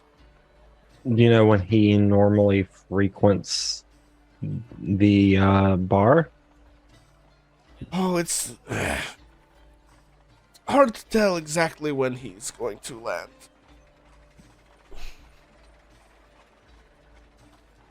Well, in that case, I'll take a gallon of your finest ale. Oh, we only have one. I'll take a gallon of your finest wine. Okay. Yeah. So, he lets you know that he'll let Jeffrey know when you've arrived. Yep. And you see shortly after that his wife comes out and she's helping serve patrons as well. And they have like sort of a quiet conversation and she goes back elsewhere. Wanderous, Ash, do you say anything to Rictavio? I think at first I would just nod in his direction, like take the seat, but then I would probably want to pay for whatever they're having tonight for dinner and a drink. Oh, okay. Yeah, so let's see. Let's go ahead and do, because you guys are sleeping here tonight. The beds cost 5 silver per night. You can get beet soup and bread at no additional charge. If you want wolf steak, it's 5 more silver. Okay. You can have a pint of their finest wine is 1 silver. And the cheaper wine is a pint for 3 copper. Okay. Ash is going to pay for the room, the wolf steak, and a cup of the fine wine. Okay. And then if you're buying him a steak, that's 5 more silver. Buying who a steak? And I guess that's another 1 silver for the wine if you were getting him the drink too. Oh, yeah. Okay. Yeah. I was fixing to say. So 6 silver total for him. Yep. Got it. Yeah. I had already done the math. I didn't know what you was talking about. All good. All good. Yeah. Okay. So that's up to you guys. You don't have to tell me. Just to decide what you're doing. Although you all have to pay for the beds. But you can decide said on that the was food. 5 silver. 5 silver for the bed, and then if you want no charge for just like basic food, if you want steak, it's an extra 5 silver. And you can have like water, at no charge. But if you want any drinks, they're 3 copper for the cheap one per pint, and 1 silver for the expensive stuff. Yeah, I'll go ahead and go with the steak. Same. And Ash, what do you say to Octavio? It's good to see you again today. I don't remember what voice I did. I gotta remember voices, guys. I think he says, "Oh, right, yes, you. Yeah, it's been an uneventful day. Wish I could say the same. I've been through pie rehab and everything else. It's been bad. I don't. I'm sorry. What? Typical adventure stuff. Slaying hags, enjoying pie. And that's why I didn't get to come and meet with you today, is because we had some out of town business. Curious. Hags, you say? Yeah, we had 3 night hags actually, peddling pies and stealing children. 3 night hags. Stolen children. It's like something out of a storybook. This entire place seems like it's out of a storybook. It's not a very good story, then, is it? No. You were in town with the festival people, right? Right? Do I remember that correctly?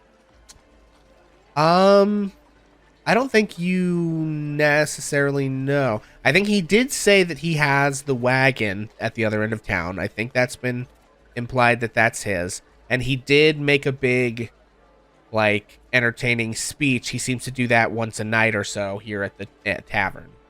But as Gotcha. far as there isn't a carnival in town. The mayor of the town, the burgomaster, holds festivals all the time, like once a week or something. Like it's all Right. the time he's holding these festivals.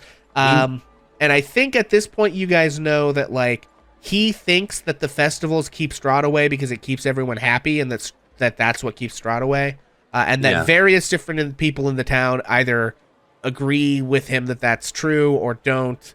There's a lot of ways they interact on that axis. Right. But that is the. I remember thing now behind that he was the festivals. one that was telling the stories about him slaying monsters. Yes, he tells these. And we did an insight check, and he did seem to be telling the truth mostly, right? Yes. Okay. Yeah. I remember now. I remember. My bad.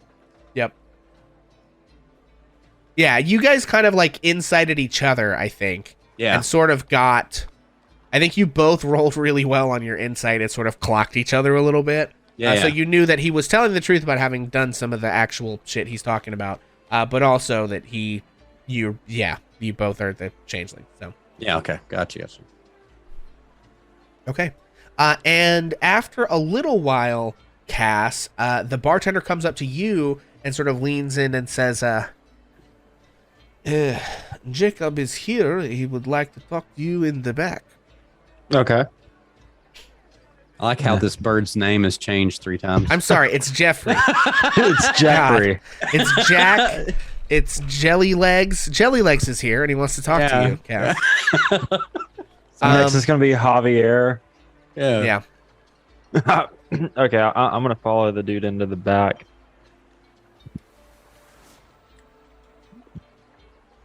Okay, hang on a second. Okay, he leads you into the kitchen area. And you enter, Cass. And I don't have another good thing for this guy, so I am just gonna have a duplicate of this dude's token. No one else really needs to care. But you see a person standing in front of you, not a raven. He has sort of black hair, and kind of plain traveler's clothes. And he sort of cocks his head and looks at you and says, "Well met." Jeffrey. Yes. Well, you told me to ask for you when I got back here, so I did. I did. I am, and he sort of nods over to the bartender and he says, "Erwin, I think these are adventures worth paying attention to, brother." And the other guy sort of cocks his head and looks at you. And remind me, if you guys will. So they were following you. What did you run into on the way to the windmill last time? Does anyone remember? Did we find anything on the way up there? I don't think that we did. I don't think you did. No, I think that we just saw noticed them. I You think we noticed noticed the ravens following Right. us. And that was it. We didn't have like an Oh, actual that's right. encounter. Yeah. So he looks. He says, "Well, I tell you, they went into Old Bone Grinder and they've come out alive." And those hags are no more. And they both look pretty impressed with that. And they say, sort of they kind of narrow their eyes and look at you and say, "Do you oppose Strahd?" Absolutely.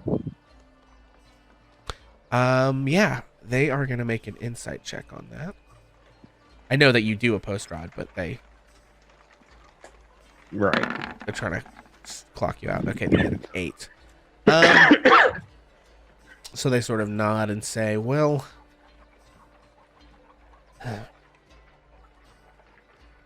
we know of a group, the Keepers of Feather, that oppose Strahd from the shadows. Okay. And we'd like to introduce you to them and see maybe the two of you together can, well, the two of you, maybe you and they can work together to do something about our situation here. But they will want to test you first. Naturally. Well, I know that the fight against Strahd's not going to be an easy one, so all the allies we could get, the better. Good. Well, it seems simple, but in Barovia, nothing ever is. I've gathered. If you can find out what has been happening to our wine shipments and help resolve it, I will speak on your behalf with them and see if I can't arrange a meeting. I'll see what I can do. Good. And of course, as I offer you before, free room and drink if you get the wine flowing again. We are almost running out, but that is a sort of a side concern, I think, at this point. But I just didn't want you to think that offer was, off the table. But No, of course not. Thank you. Thanks for your time. yeah. And then any other questions that you want to ask them, or are you good to go kind of back with your... Where should I start with the wine shipments? Where does the wine come from? The wine comes from the Wizard of the Wine's winery. It is from a winery to the west of here. It's not hard to find. You follow the old Svalich road to the west, cross the bridge over the Luna River, down into the woods, and then just before the next bridge over the Raven River, you will take the fork in the road that goes south. So from here, it is the fourth fork in the road that goes south, actually. It is about 4, almost 5 miles to the fork in the road, just at the bridge. And then from there to the winery is another 7 miles or so. Or is a total of 7 miles or so. Okay. So you said head west out of Vallaki on Old Svalich Road. Go over one bridge, you'll go over another bridge, and at the fourth fork in the road, you take a left. It's you only cross one bridge. The fourth fork in the road happens just before you cross the second bridge. Okay. The only thing farther west than that is Kretsk. Okay. And you take a left at that fork? Yes. The fork Okay. only goes across the bridge or to the south to the left. Okay, so you said 4 miles to the fork, and then 7 miles from the fork. To No, is the sorry, winery. is 4 miles to the fork and 3 more miles. It's a total Oh, of okay. 7 miles or so. It's Okay, sounds good. Thanks.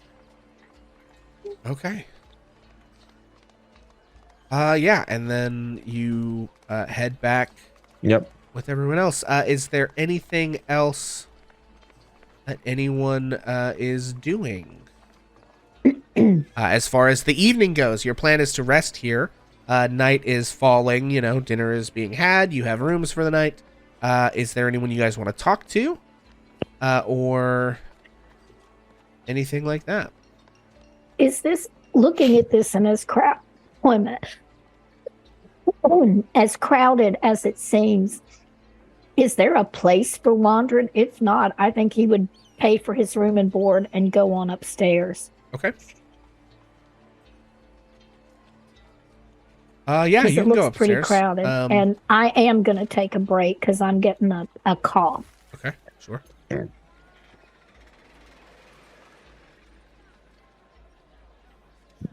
Okay, so yeah, Wandrix goes ahead and heads upstairs. I think Irina and Ismark probably do as well. What about anybody else? I'm gonna go find Ash in the bar. If Onyx was kind of off by himself, I feel like Ash probably would have Mhm. motioned him over as well. Yeah, I probably would have been just like, I guess, trying to process like through um, like what did my mentor do that I could do better type of thing. But Okay. And where are you doing that? Are you hanging out with them, but just, or are you like off in some other place? What are you? I'll probably just be with them, I think, just kind of like poking at my food. So Okay. Yeah. So the three of you are sitting at the bar, and Wanderous has gone upstairs. Take it away. Kind of just having a conversation all together. I think that I would also ask Rick something. Yeah, Rick Tavio. Rick Tavio, got it. Tell me, do you know of the coffin maker here in Vallaki? No, can't say that I know much of him. I don't think he's the most popular man in town, but with a job like his, you know. And why do you ask?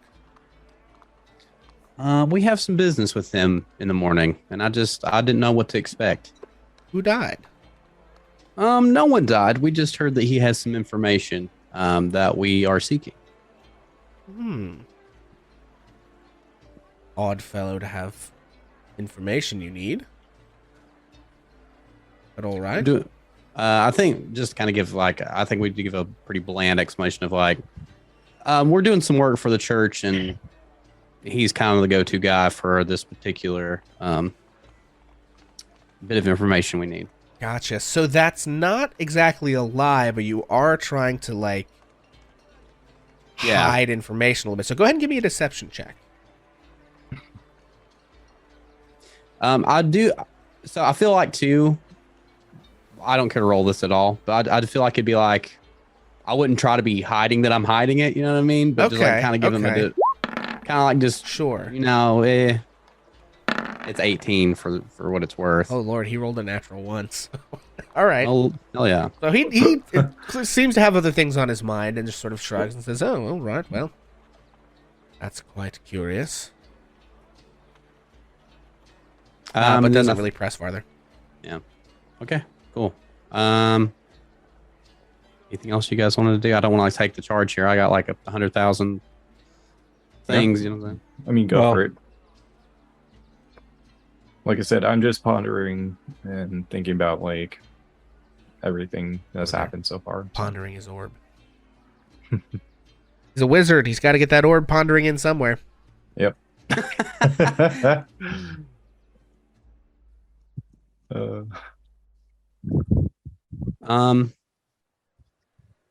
Shoot. Pixel, Yes. when Wanderous went upstairs, and excuse me for having to run away, I think he wants to get out that thing that he found in the death house and study it in the quiet of his room and see if he can figure anything out about it. Okay. I tell you what, to not draw this out unnecessarily, I think that other than just chit chat, Ash would probably be spending some time writing in their journal. And it would be everything from the events of the day, and then if anybody cared to kind of see what was going on, kind of doing a crude drawing of the hags and descriptions and what they found worked the best against them. Okay. Yeah, writing your monster journal sort of creaturarium thing. Nice. Cass is going to share with the group, the conversation with Jeffrey. Oh, yeah. Okay. So, yeah, I think I figured out how I could get us some allies against Strahd. We just need to... All they ask is we figure out what's gone on with the wine shipments to Vallaki from the winery. I say that's second in priority to finding out the whole thing with the coffin maker, but more allies wouldn't hurt. I believe so too. I know that Ismark has promised his sword in the fight. if we can manage to make this town a little bit safer. So that's why we got to get the bones. And I got to thinking too, I don't want to like rush the town with a bunch of refugees, but if we got hard up and found people that really needed refuge, if we We'd had a probably place bring that them we back knew, here. yeah, if we knew we had a place that was 100% certain to be safer, then that could help us out in the long run too. Yeah, I think so too. Now I think of like, yeah, and we can do that as long as we just keep like doing favors for some of the townsfolk. Build up Remind me a little bit of a too, reputation. and I think Ash would look at Onyx. What is our current lead on your mentor? I legit can't remember what the last thing. Yeah. I think out of game. I think it was the last thing was that like he's disappeared, and Yeah, the I'm pretty sure that Vistanis they're- in the camp said that they saw there was like you were at the Vistani camp and the one guy did a sort of storytelling thing where he described this epic battle between Strahd and this wizard, and that the wizard's body was like launched into the water at the Sayre Falls, and that his Yeah. like staff and spell book were like destroyed and like Yeah. torn asunder, and that no one has seen him since. Yeah, so basically it's like it's it's like he's missing, but kind of like, yeah, we don't know if he's actually dead or not. But while you guys are here, actually, Onyx, I would like you to give me low or high, and then roll me a D100. Okay. I guess we'll go high, I guess. Okay. And then D100. Oh shit! Sorry, There. I thought of something. 68. Like the Nice. second 68 of the night. Heck yeah. You actually hear one of the townsfolk talking to each other. And you hear one of them ask the other, they appear to be fishermen, and you hear one of them ask the other if there had been any recent sightings. And the other says no. But you're not sure sightings of what precisely. Just sort of a like, have you seen him lately? It's, what a curious creature, yeah? And the other one's, no one has seen him in a recent while. We used to see him along the north shore of the lake all the time, but not lately. No one knows why.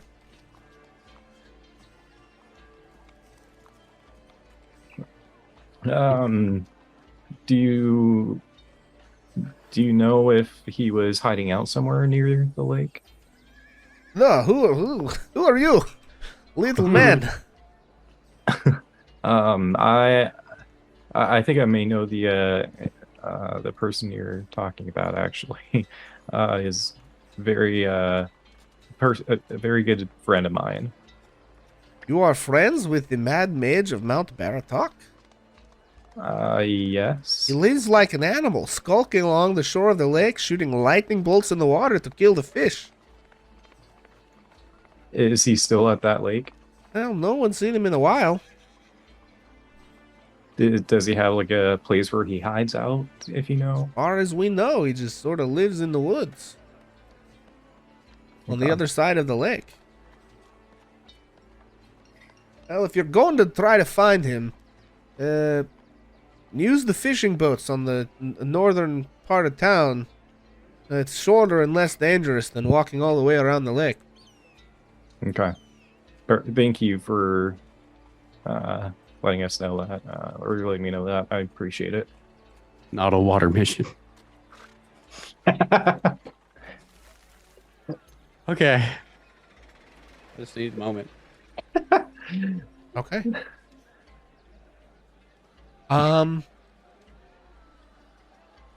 right. Any other conversation? You guys were having a conversation about. You have a lot of sort of threads to pull on here, right? Yeah. That you guys Well, are that kinda talking totally about, answered but- that one question. Do we have any leads on the? Yeah, we do. We officially that. have a brand new lead. Officially, and, yes. There's that. I still think that maybe we should try to. I know that you're probably in a hurry to find him, and I am here to help you with that 100%. But maybe take care of the coffin maker in the morning, and then we'll decide where to go from there. We can do that. Yeah, we definitely need to get that taken care of. So, I mean, it sounds like he's alive, so at least there's that. Okay. Okay.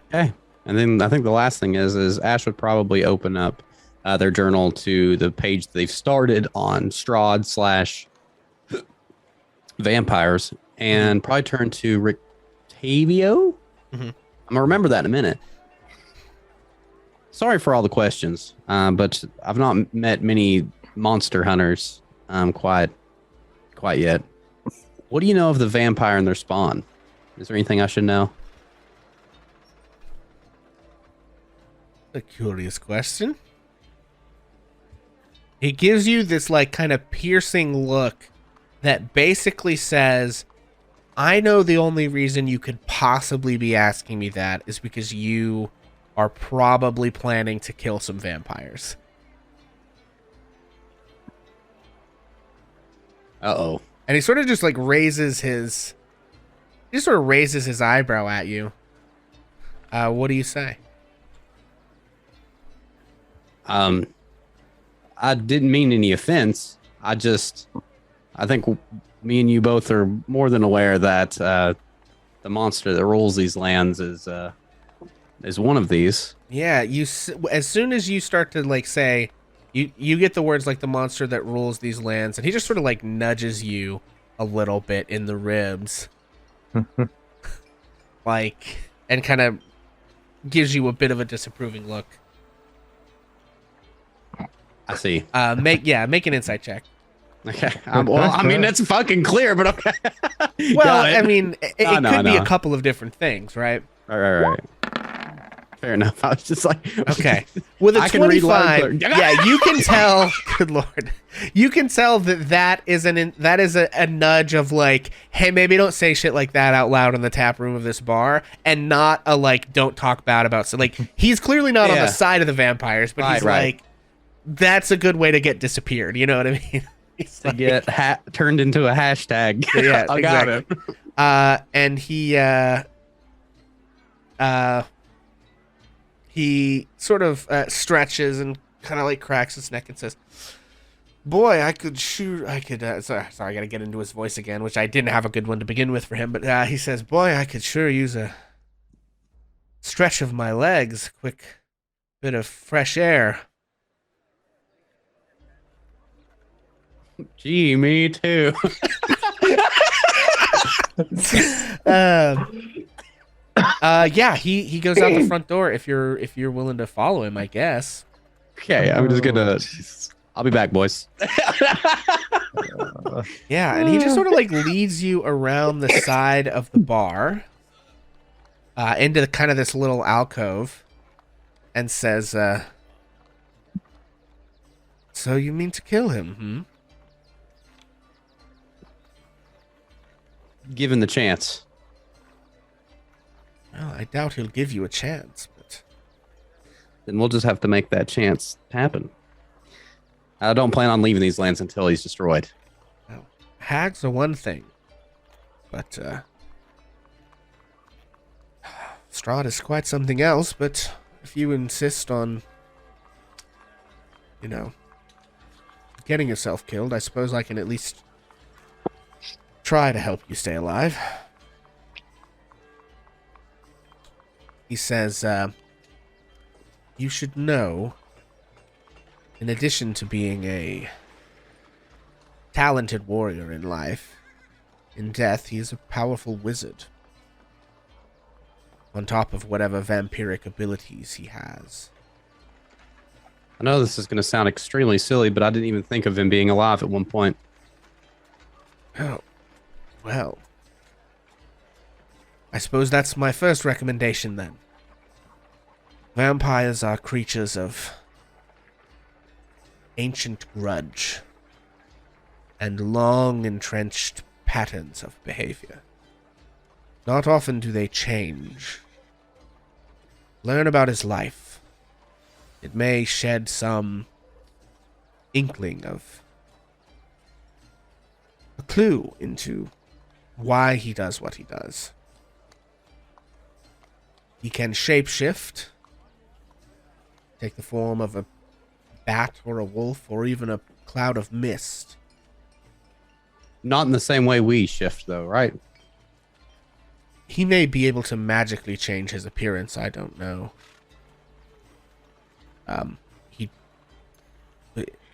In fact, I would be surprised if he couldn't. It's not a terribly complicated spell. But, not exactly like us, no. He is difficult to kill if you render him damaged enough outside of his home. He will simply turn into mist and vanish. You must kill him in the crypt, as it were. If he suffers such a defeat, he will return to his resting place. Presumably somewhere in the castle, but no one knows quite exactly where it is, of course. You must defeat him and then find him and kill him there. What could totally destroy him? Is there a weakness? And I mean this for any of his spawn. I know that I've heard tell that there's an issue with him creating other vampires and sending them out into these lands. Is there a specific weakness? Kind of a common theme that we've seen so far is that a lot of our normal weapons don't affect a lot of the creatures here. But we have noticed that magic in particularly is really useful, and silver works against many things. Yes, silver is fine. He can't enter a residence without invitation from its occupants. He is harmed by running water. If you drive a stake into his heart while he is incapacitated in his coffin,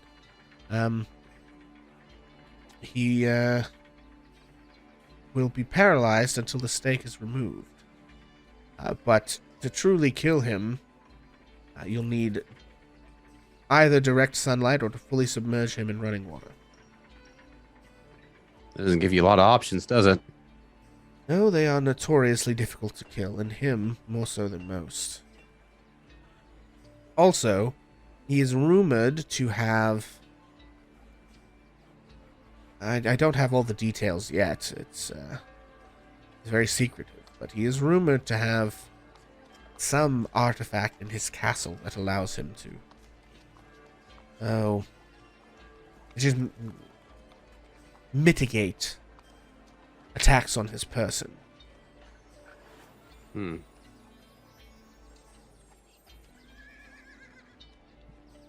But of his spawn, is it the same? That only direct sunlight and running water will kill them as well? They are not as durable, no. I don't believe. Stand by while I look up their stat line. Okay. I hate to do this whole offshoot, but no, I feel he knows that this is someone who would know this shit, right?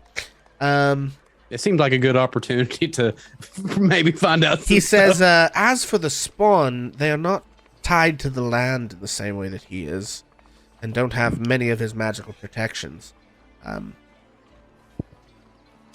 A stake to the heart, while it's incapacitated in its resting place, will kill it. But the spawn, I don't believe, powerful enough to turn into mist. So, you can kill them with just a stake or sunlight or running water. But they lack many of his shape-shifting and misty escaping abilities. And are far less durable in general. Excellent. Well, I really appreciate your time in this. I didn't know who else to turn to. You seem more informed than most. And if there's anything I can do to repay you for all this information, do not hesitate to ask. He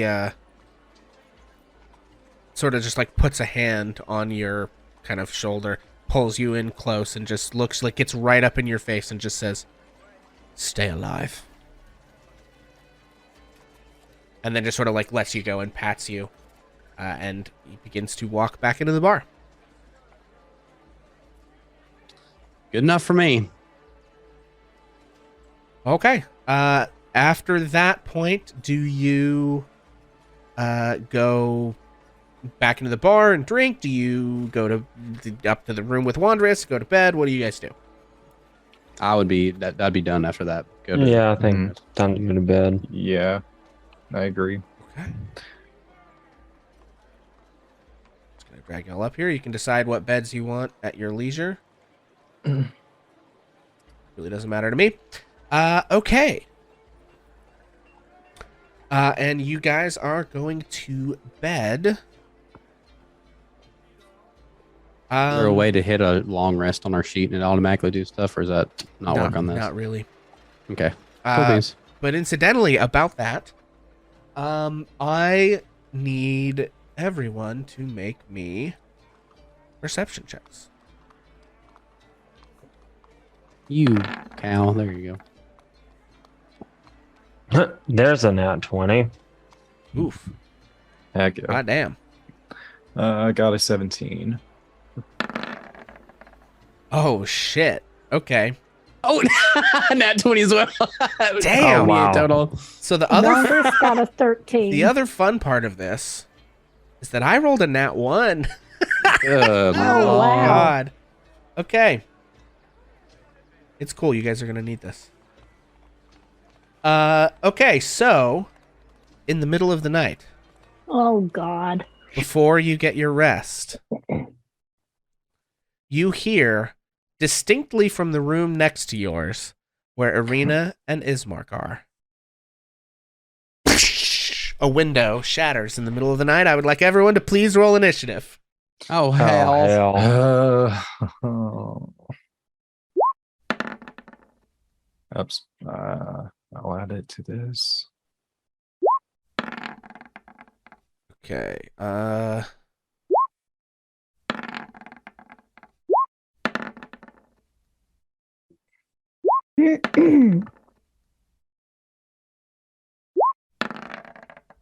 Okay. Oh, no. And we're going to go to the Wondrous. map page.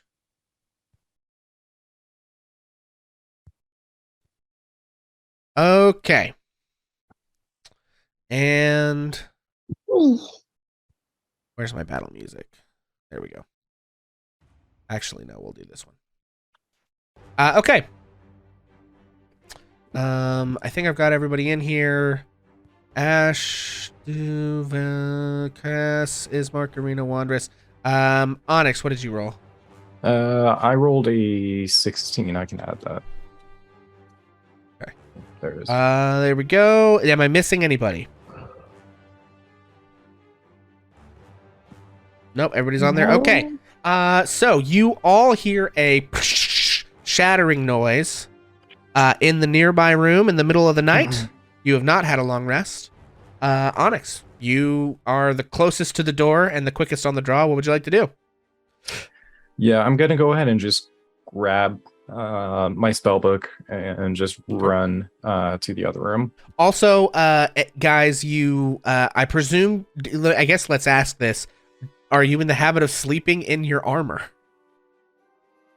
I don't think that matters for Onyx because I don't think you wear armor, but Cass, yeah, mostly we're Cass right in now. particular, the question is... I mean, I want to say yes. but- I mean, if it's a thing for you that Cass sleeps in her armor, like that's fine. I just want to okay. I just want to present the role playing question of No, okay, so realistically, in a bed, no. Out on the ground, yes. So, how long does it take to don armor? like tens of minutes, 15 minutes, 10 minutes to put it on. It's an impossible amount of time for sure. Okay. Okay, well, I'm grabbing my mace. Okay. All right, Onyx. So you grab your spell book. I'm sorry, I interrupt the middle of your turn, but I wanted to sort of establish that. Oh, it's fine. What do you got? I'm gonna go ahead and am I like able to get to like the doorway of the room? Yes, the door of you guys' room is closed, but you can open it with... So each turn, you get a free object interaction. I won't call grabbing your spell book that in this case. So you could open the door with a free object interaction. It would take your action to open the following door to their room, but that's up to you. What do you want to do?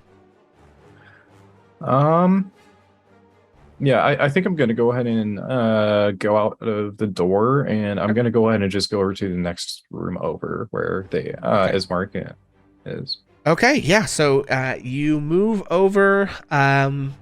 5 feet gets you, or 10 feet gets you out of the room. You are staring at their door. Would you like to open it, or would you like to... I'm going to go ahead and open it. Go ahead and open it. Okay, so that's going to take your action to open the door.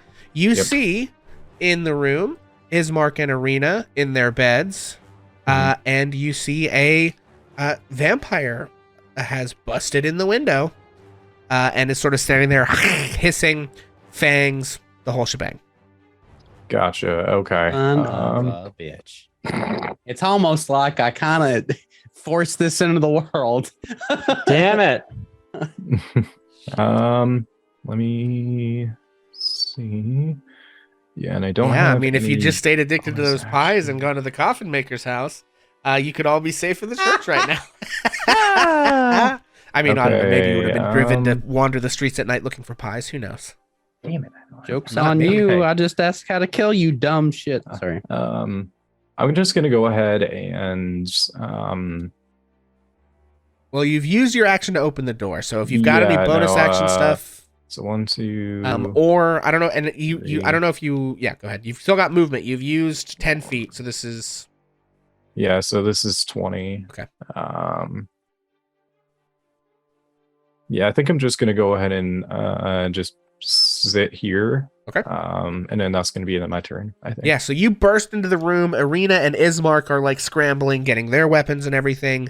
Ash, you are the next one to react. I really should have given you guys with the nat 20s advantage on initiative, but oh well, I didn't. Sorry. It's okay. Okay, well, we're gonna jump up with my sword and let's see.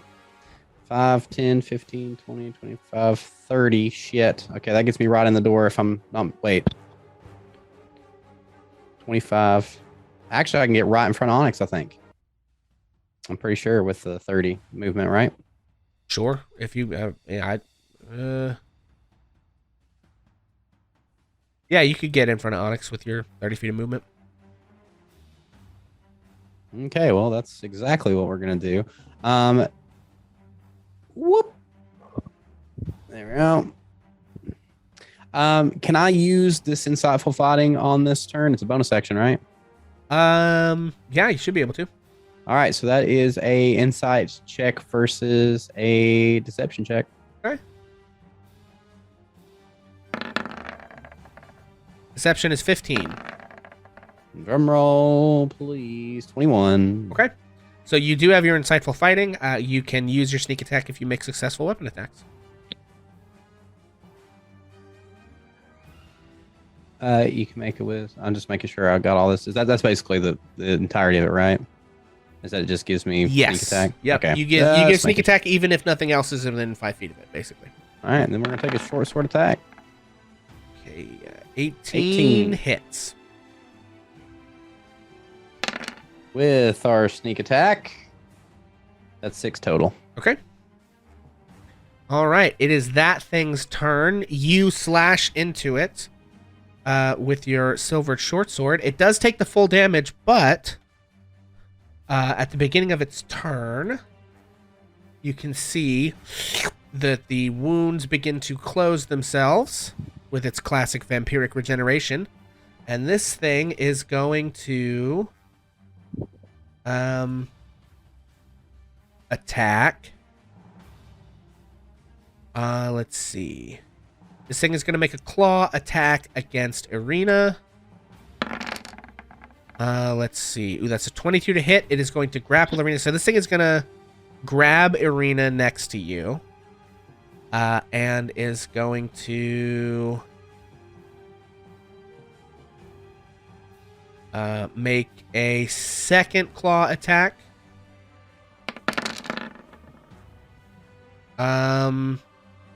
Okay. I think that actually doesn't hit Irina. She's not wearing her breastplate, but her dex does give her 11. Okay. Yeah, so this thing grabs her and tries to like knock her unconscious. But she manages to like dodge out of the way of the blows. So Irina is grappled by the vampire spawn, but not unconsciousified. Okay, is there any way for me to yell, we need a stake? Or did that have been on my turn, I guess, right? I mean, you can yell it. Yeah, that's fine. Okay. That's all I'll say then. I just want to yell, we need a stake, wooden stake. Okay. Cass, you're up. Okay, I see just like a piece of wood I can break off of something, like a chair. Yeah, there's a chair at the end in the corner of this room over here. Sure. Okay, I'm gonna like just try to very like brutally break off a stake. Okay.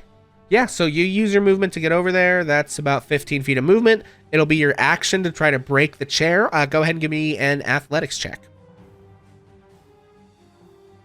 Let's see, athletics.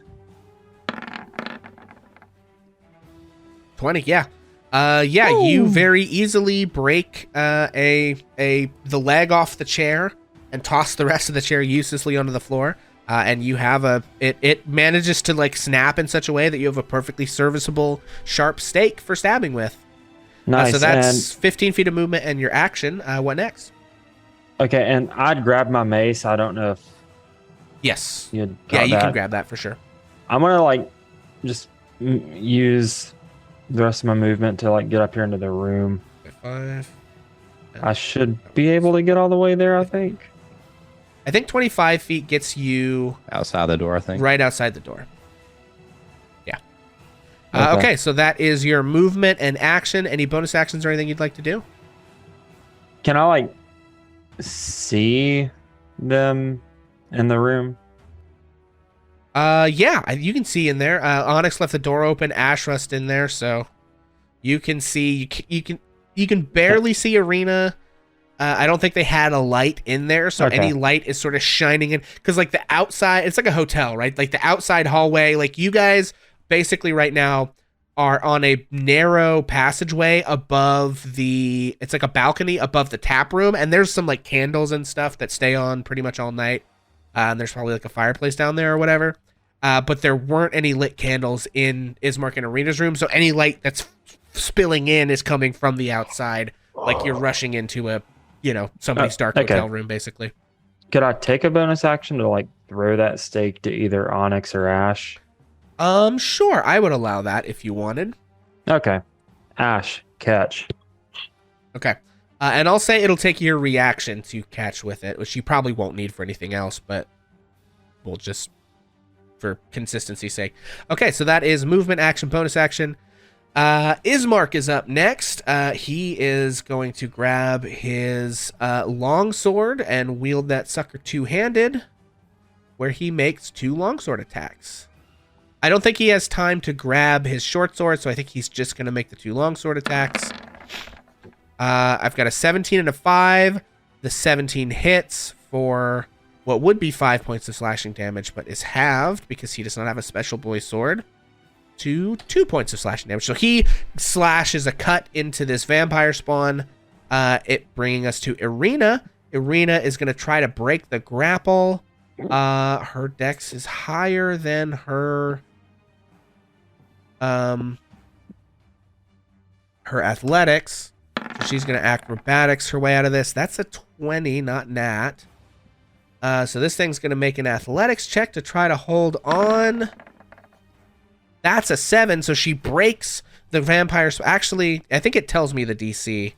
The 20 would make it anyway. Yeah, DC 13 escape. So she breaks the grapple and begins to move back. Vampire's going to use its reaction to claw for missing for only a 9 to hit. So she moves back and actually rushes behind you. So let's see, she was here. So she is going to fully try to like sprint out of the room and kind of hide behind you, Cass. Solid bet. Wandress, you're up. Muted, buddy. Wandress, you're muted. Wandress is now in pitch black, so Trish can't see how far Wandress can get with my 30 feet. Okay, hang on. Oh, you are in pitch black. Damn. Everybody left me alone. Okay, hang on. Let me just put a light My source. astrolabe. Stand by, everyone.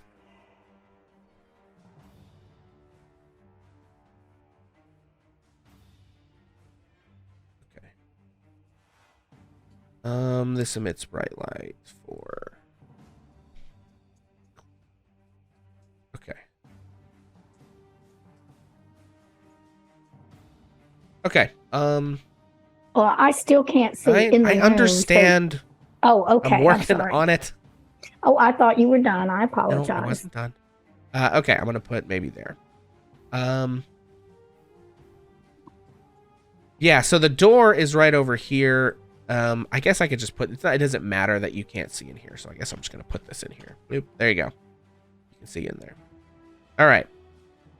So you are in one of these beds. There is a door right here to the north. That is open, and then That is open. Cass is standing in it. And then there is some room in the other room if you want to get up in there. Well, I don't know if I have to go around the end of the bed. I probably can step over the bed. Actually, Wanderers probably can. Wanderers, Sure. what can I grab? Can I grab the dither and the quarterstaff also? I'm gonna say you got to pick one. Well, you can Okay. you can get both if you want to use your action to get the other one. Okay, Wanderers just woke up. He had absolutely no idea what's going on. Right. But he's in a building, so he's grabbing the quarterstaff. Okay. And if he can make it, that's 5, 10. It's not hard terrain to get through Kaz, That is right? correct. That So is that's correct. 15, 20, 25, and 30. Okay.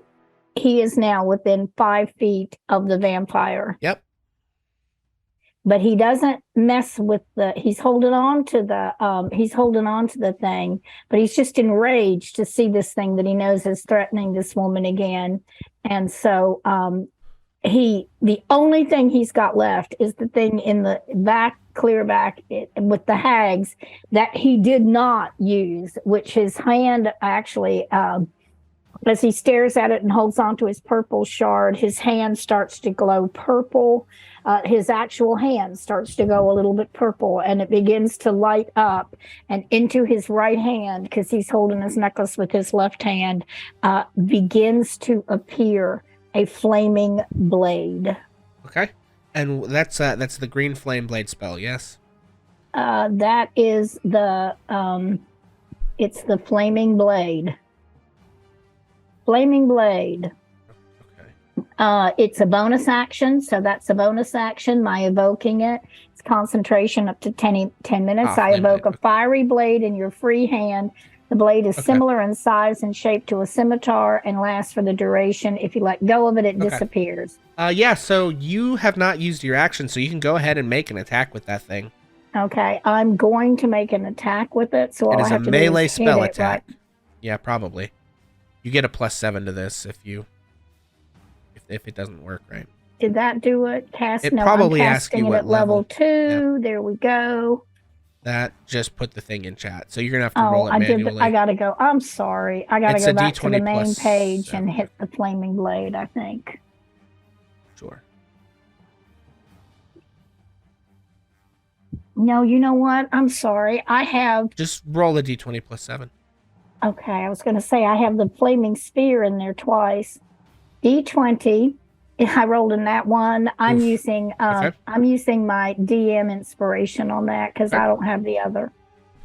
Gotcha. Okay, rolling it again. D20. A 6 + 7 is 13. I don't think that's going to hit. It does I not. don't think it is either. And So that's it all I nimbly got. dodges out of the way. Okay. Okay. That was my action, my bonus action and my attack. All right. Wandress, you have chat inspiration now. Onyx, you're Ooh. up. Thank you. Thank you. I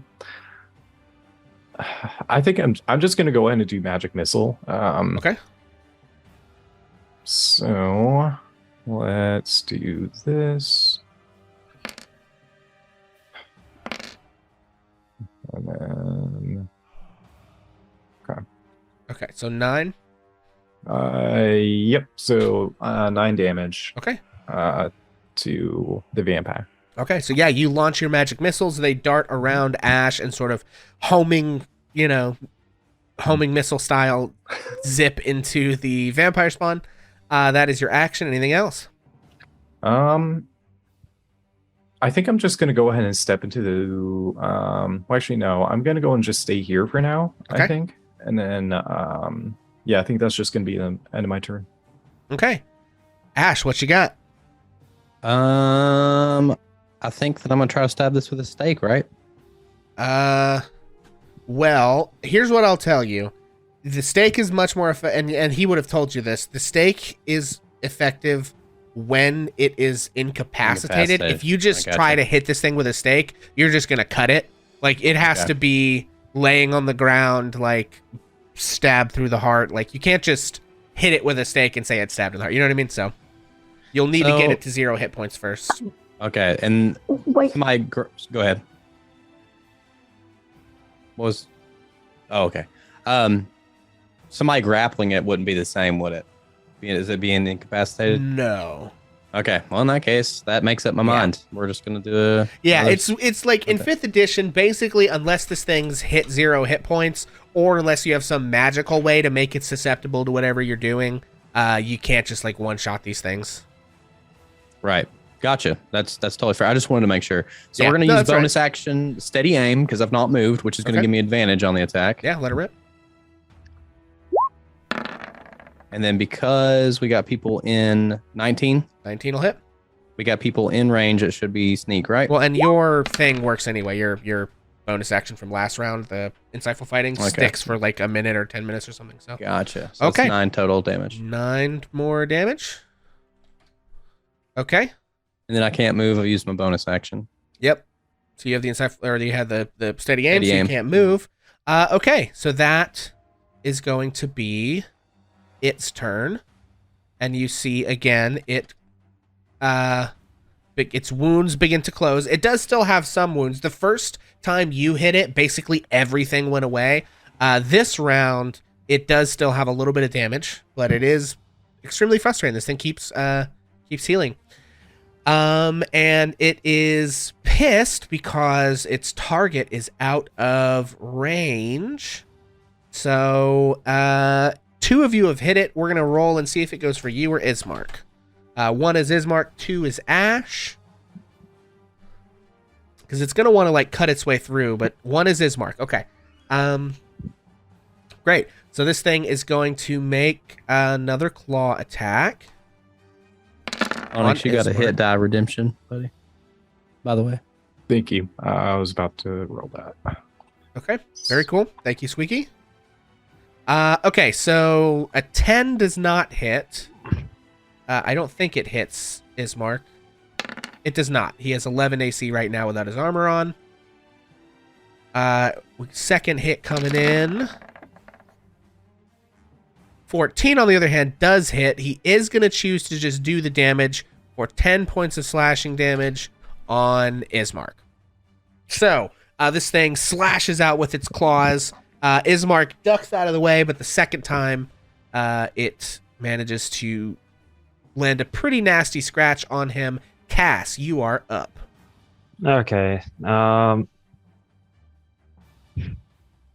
there's no way I can squeeze into melee range, is there? No, you can move through through Ismark's space, so you can get up onto the bed there next to. Okay, neat. Okay, I'm gonna try this Mace of Disruption. Oh God. Okay. Woo, let's go. Okay, no. So let's hope this works. 17 hits. Hell Okay, yeah. so God. 17 hits. All right, so Oh, check it out. I'm about to do a chain, okay? Yeah. So I'm gonna roll my damage, all right? Yeah. And then no, it gets better. Okay. So I'm gonna roll my damage. I'm gonna roll my 2d6 for the undead damage, and then I'm gonna burn a spell slot to use my divine smite, which is an extra Yeah. 2d8. And don't forget, I think the mace does normal mace damage too. It does. So, don't I'm forget to rolling that roll the first. normal mace damage. Oh, So what you do is in chat, Oh, you click where Mace yep. of Disruption is, not in the... You're right. Okay, so that's going to be a 9, and Okay. then plus 2d6. And it rolled the 2d6 for you, so that's Yeah, so 18 they're- total. Nice. It went ahead and rolled them both. Did it? Oh, okay. Yeah. bet. It I guess the Mace of Disruption just knows to do that. So it went ahead and rolled 3d6 total plus 4, so 18 damage to start with. So we'll just keep that in our... Okay, Good so 18 God. damage to start with, plus Okay. another 2d8. And then you're smiting. Yep. And do smiting, so you- that's another 9. Do you have the thing where you get extra damage when you smite undead or fiends? Is that a thing? Oh my god. I hate to do this to myself, but I'm pretty sure So, at okay, certain so levels it happens. divine smite, starting at 2nd level, when you hit a creature with a melee weapon, you can expend 1 spell slot to deal radiant damage to the target in addition to the weapon's damage. 2d8 for 1st level. Yeah, the Okay. last sentence there of that. The damage increases by 1d8 if the target is an undead or a fiend to a maximum of 68 total. So go ahead and... Oh yeah, so another 1d8. Jesus Christ. Somebody get 3. a sinister. Okay, so that's players in 18 chat. plus 18. 9 plus So 3. 28. Okay, So 31. minus 9 minus 3. Jesus Christ. Okay, that is a horrible, horrible blow for this thing.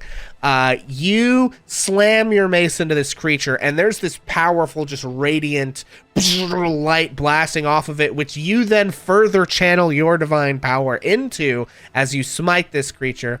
This thing has to make a wisdom saving throw. What is the DC, does it say on its wisdom save, on the description of your mace?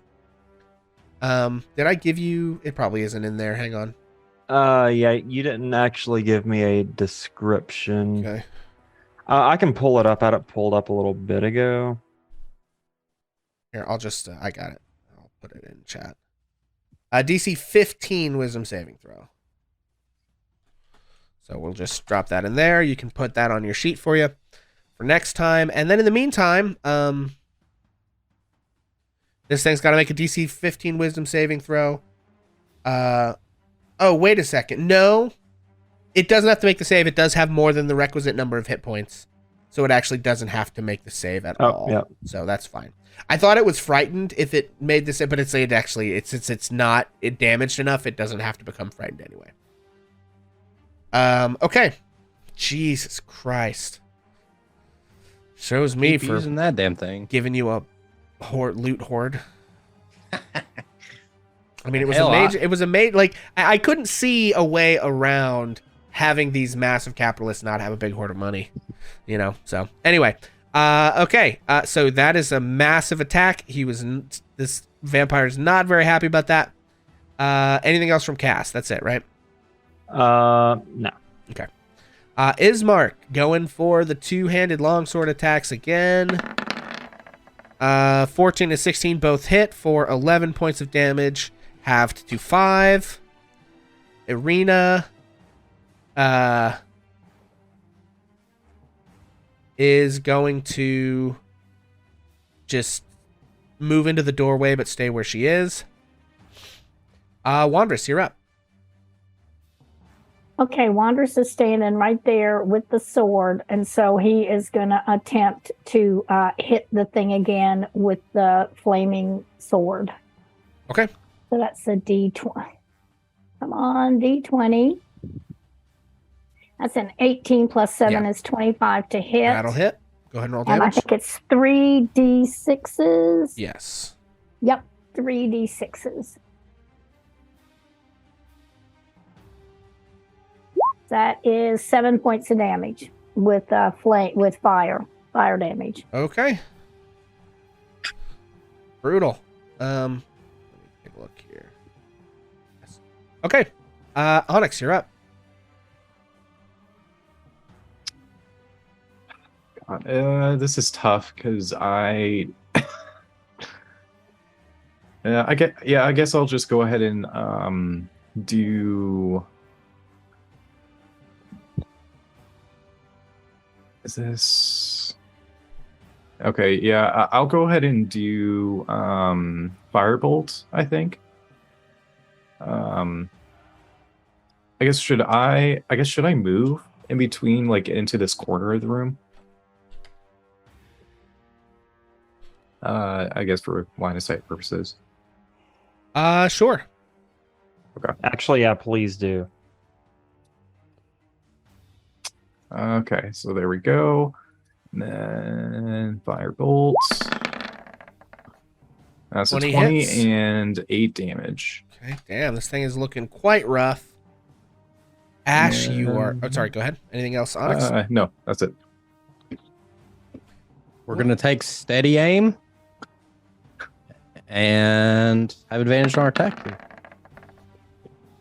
Jesus Christ. Son of a bitch. All right. It feels good. Roll damage. It feels good to be king. It's a nat 20 for 24 total. Why do you only have a +4 with this short sword? Hang on. Yeah, for some reason with my normal one I had a +6. Yeah, But for the silver one, it just did it with a +4. Should I change Oh, it? yeah, it says it. Okay. I got you. Okay. Man, that would have been helpful before, but listen, It's we're fine. doing good. I don't think you were close enough that it made a difference either way. Oh, for sure. Jesus fucking Christ. Oh, Okay, it's so maxed that's- on this one, right? Yep. So the +6, so the 6s on the right side are maxed. So you've got 10, 16, 24 total, yeah?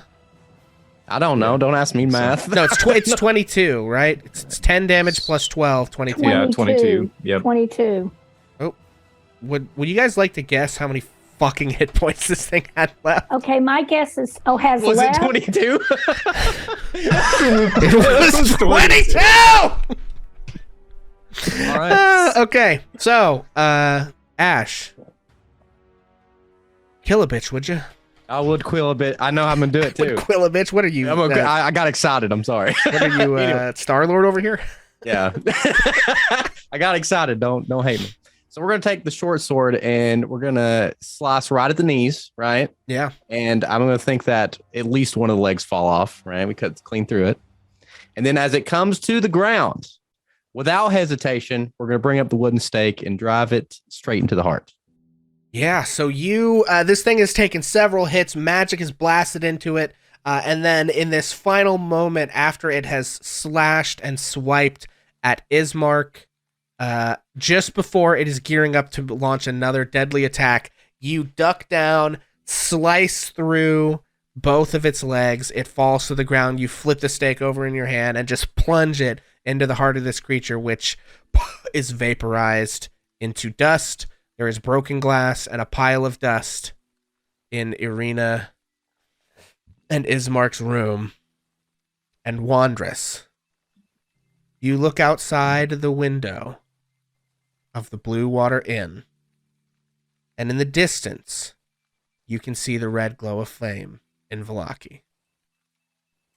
And that, my friends, is where we are going to end this session. Oh no! All right, everybody. Hey. Oh, you son of a bitch! No! That's what you love to hear. That is like how you know you've done a good job as a dungeon master is if you get called a son of a bitch as soon as the session ends. Oh! Oh man. All right. Well, hey, thanks for watching, everybody. Oh, that's how you tank. Wow, that mace is going to radically change the balance of this game. Holy hell. Well, the random rolls, you saw the rolls, friends. They were what they were. Okay, guys. Well, that's where we're going to end this session. There are flames in Vallaki, and our heroes have not rested, and that's where we're at. And they get to decide what to do. They could roll over and go back to sleep. They don't live here. These people will probably be fine, right? Yeah. And That's so in character for VP. And we're going to do our usual sign off. If you guys could do me a favor and some wonderful enterprising person, please help us find someone to go raid. Because I suck at doing that while we're doing the outro. And in the meantime, we are going to go around and remind everybody who we are in real life, who we are in Barovia, and where we can be found on the real fake life of the internet. Starting with the Mac Daddy of Streamtown, Vincent Page. I'm pissed. That's who I am. I'm just kidding. I'm good. This was really fun. Y'all, I'm Vincent Page. If you want to see more of me other than, this really nerdy thing we do, which is one of the best things we do, you can find me on Twitch, Vincent Page, just as you see it before you on the screen here.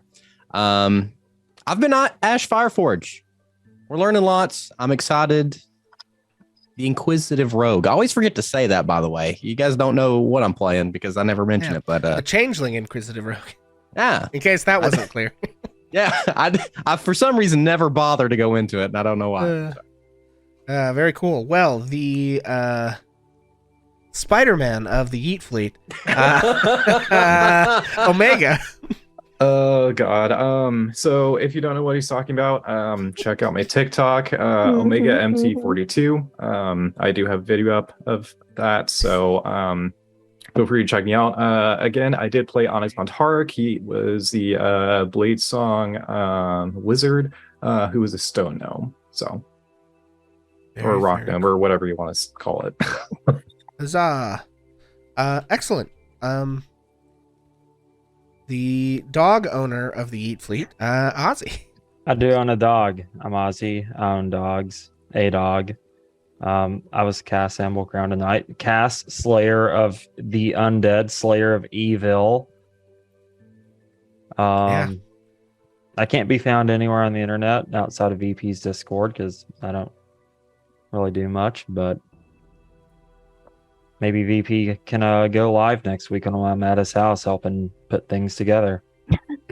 We'll have a Christmas Eve stream of us just putting together children's toys. Oh, dude, I'll wear a fucking elf costume too. That's funny. It'll be great. You guys can do that stream after we do the bonus family Christmas Carol stream. We'll just pop right over. Send everyone your way. Speaking of bonus family, the bonus family matriarch of the Twitch internet, Bonus Mom.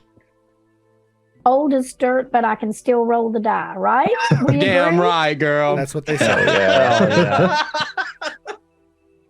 I am Bonus Mom, and tonight I played Wanderess of the Circle of Stars Druid, and I am a furbolg, and I'm a big guy. And so there you go.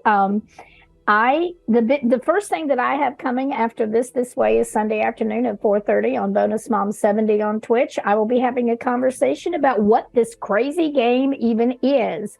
And I'd love to have 2 or 3 DMs and 2 or 3 players join me on a panel, and we're going to chat. So get in touch with me through Discord or send me a message through TikTok and let me know if you would like to participate in that event. And we're going to stream it live so everybody can hear our conversation.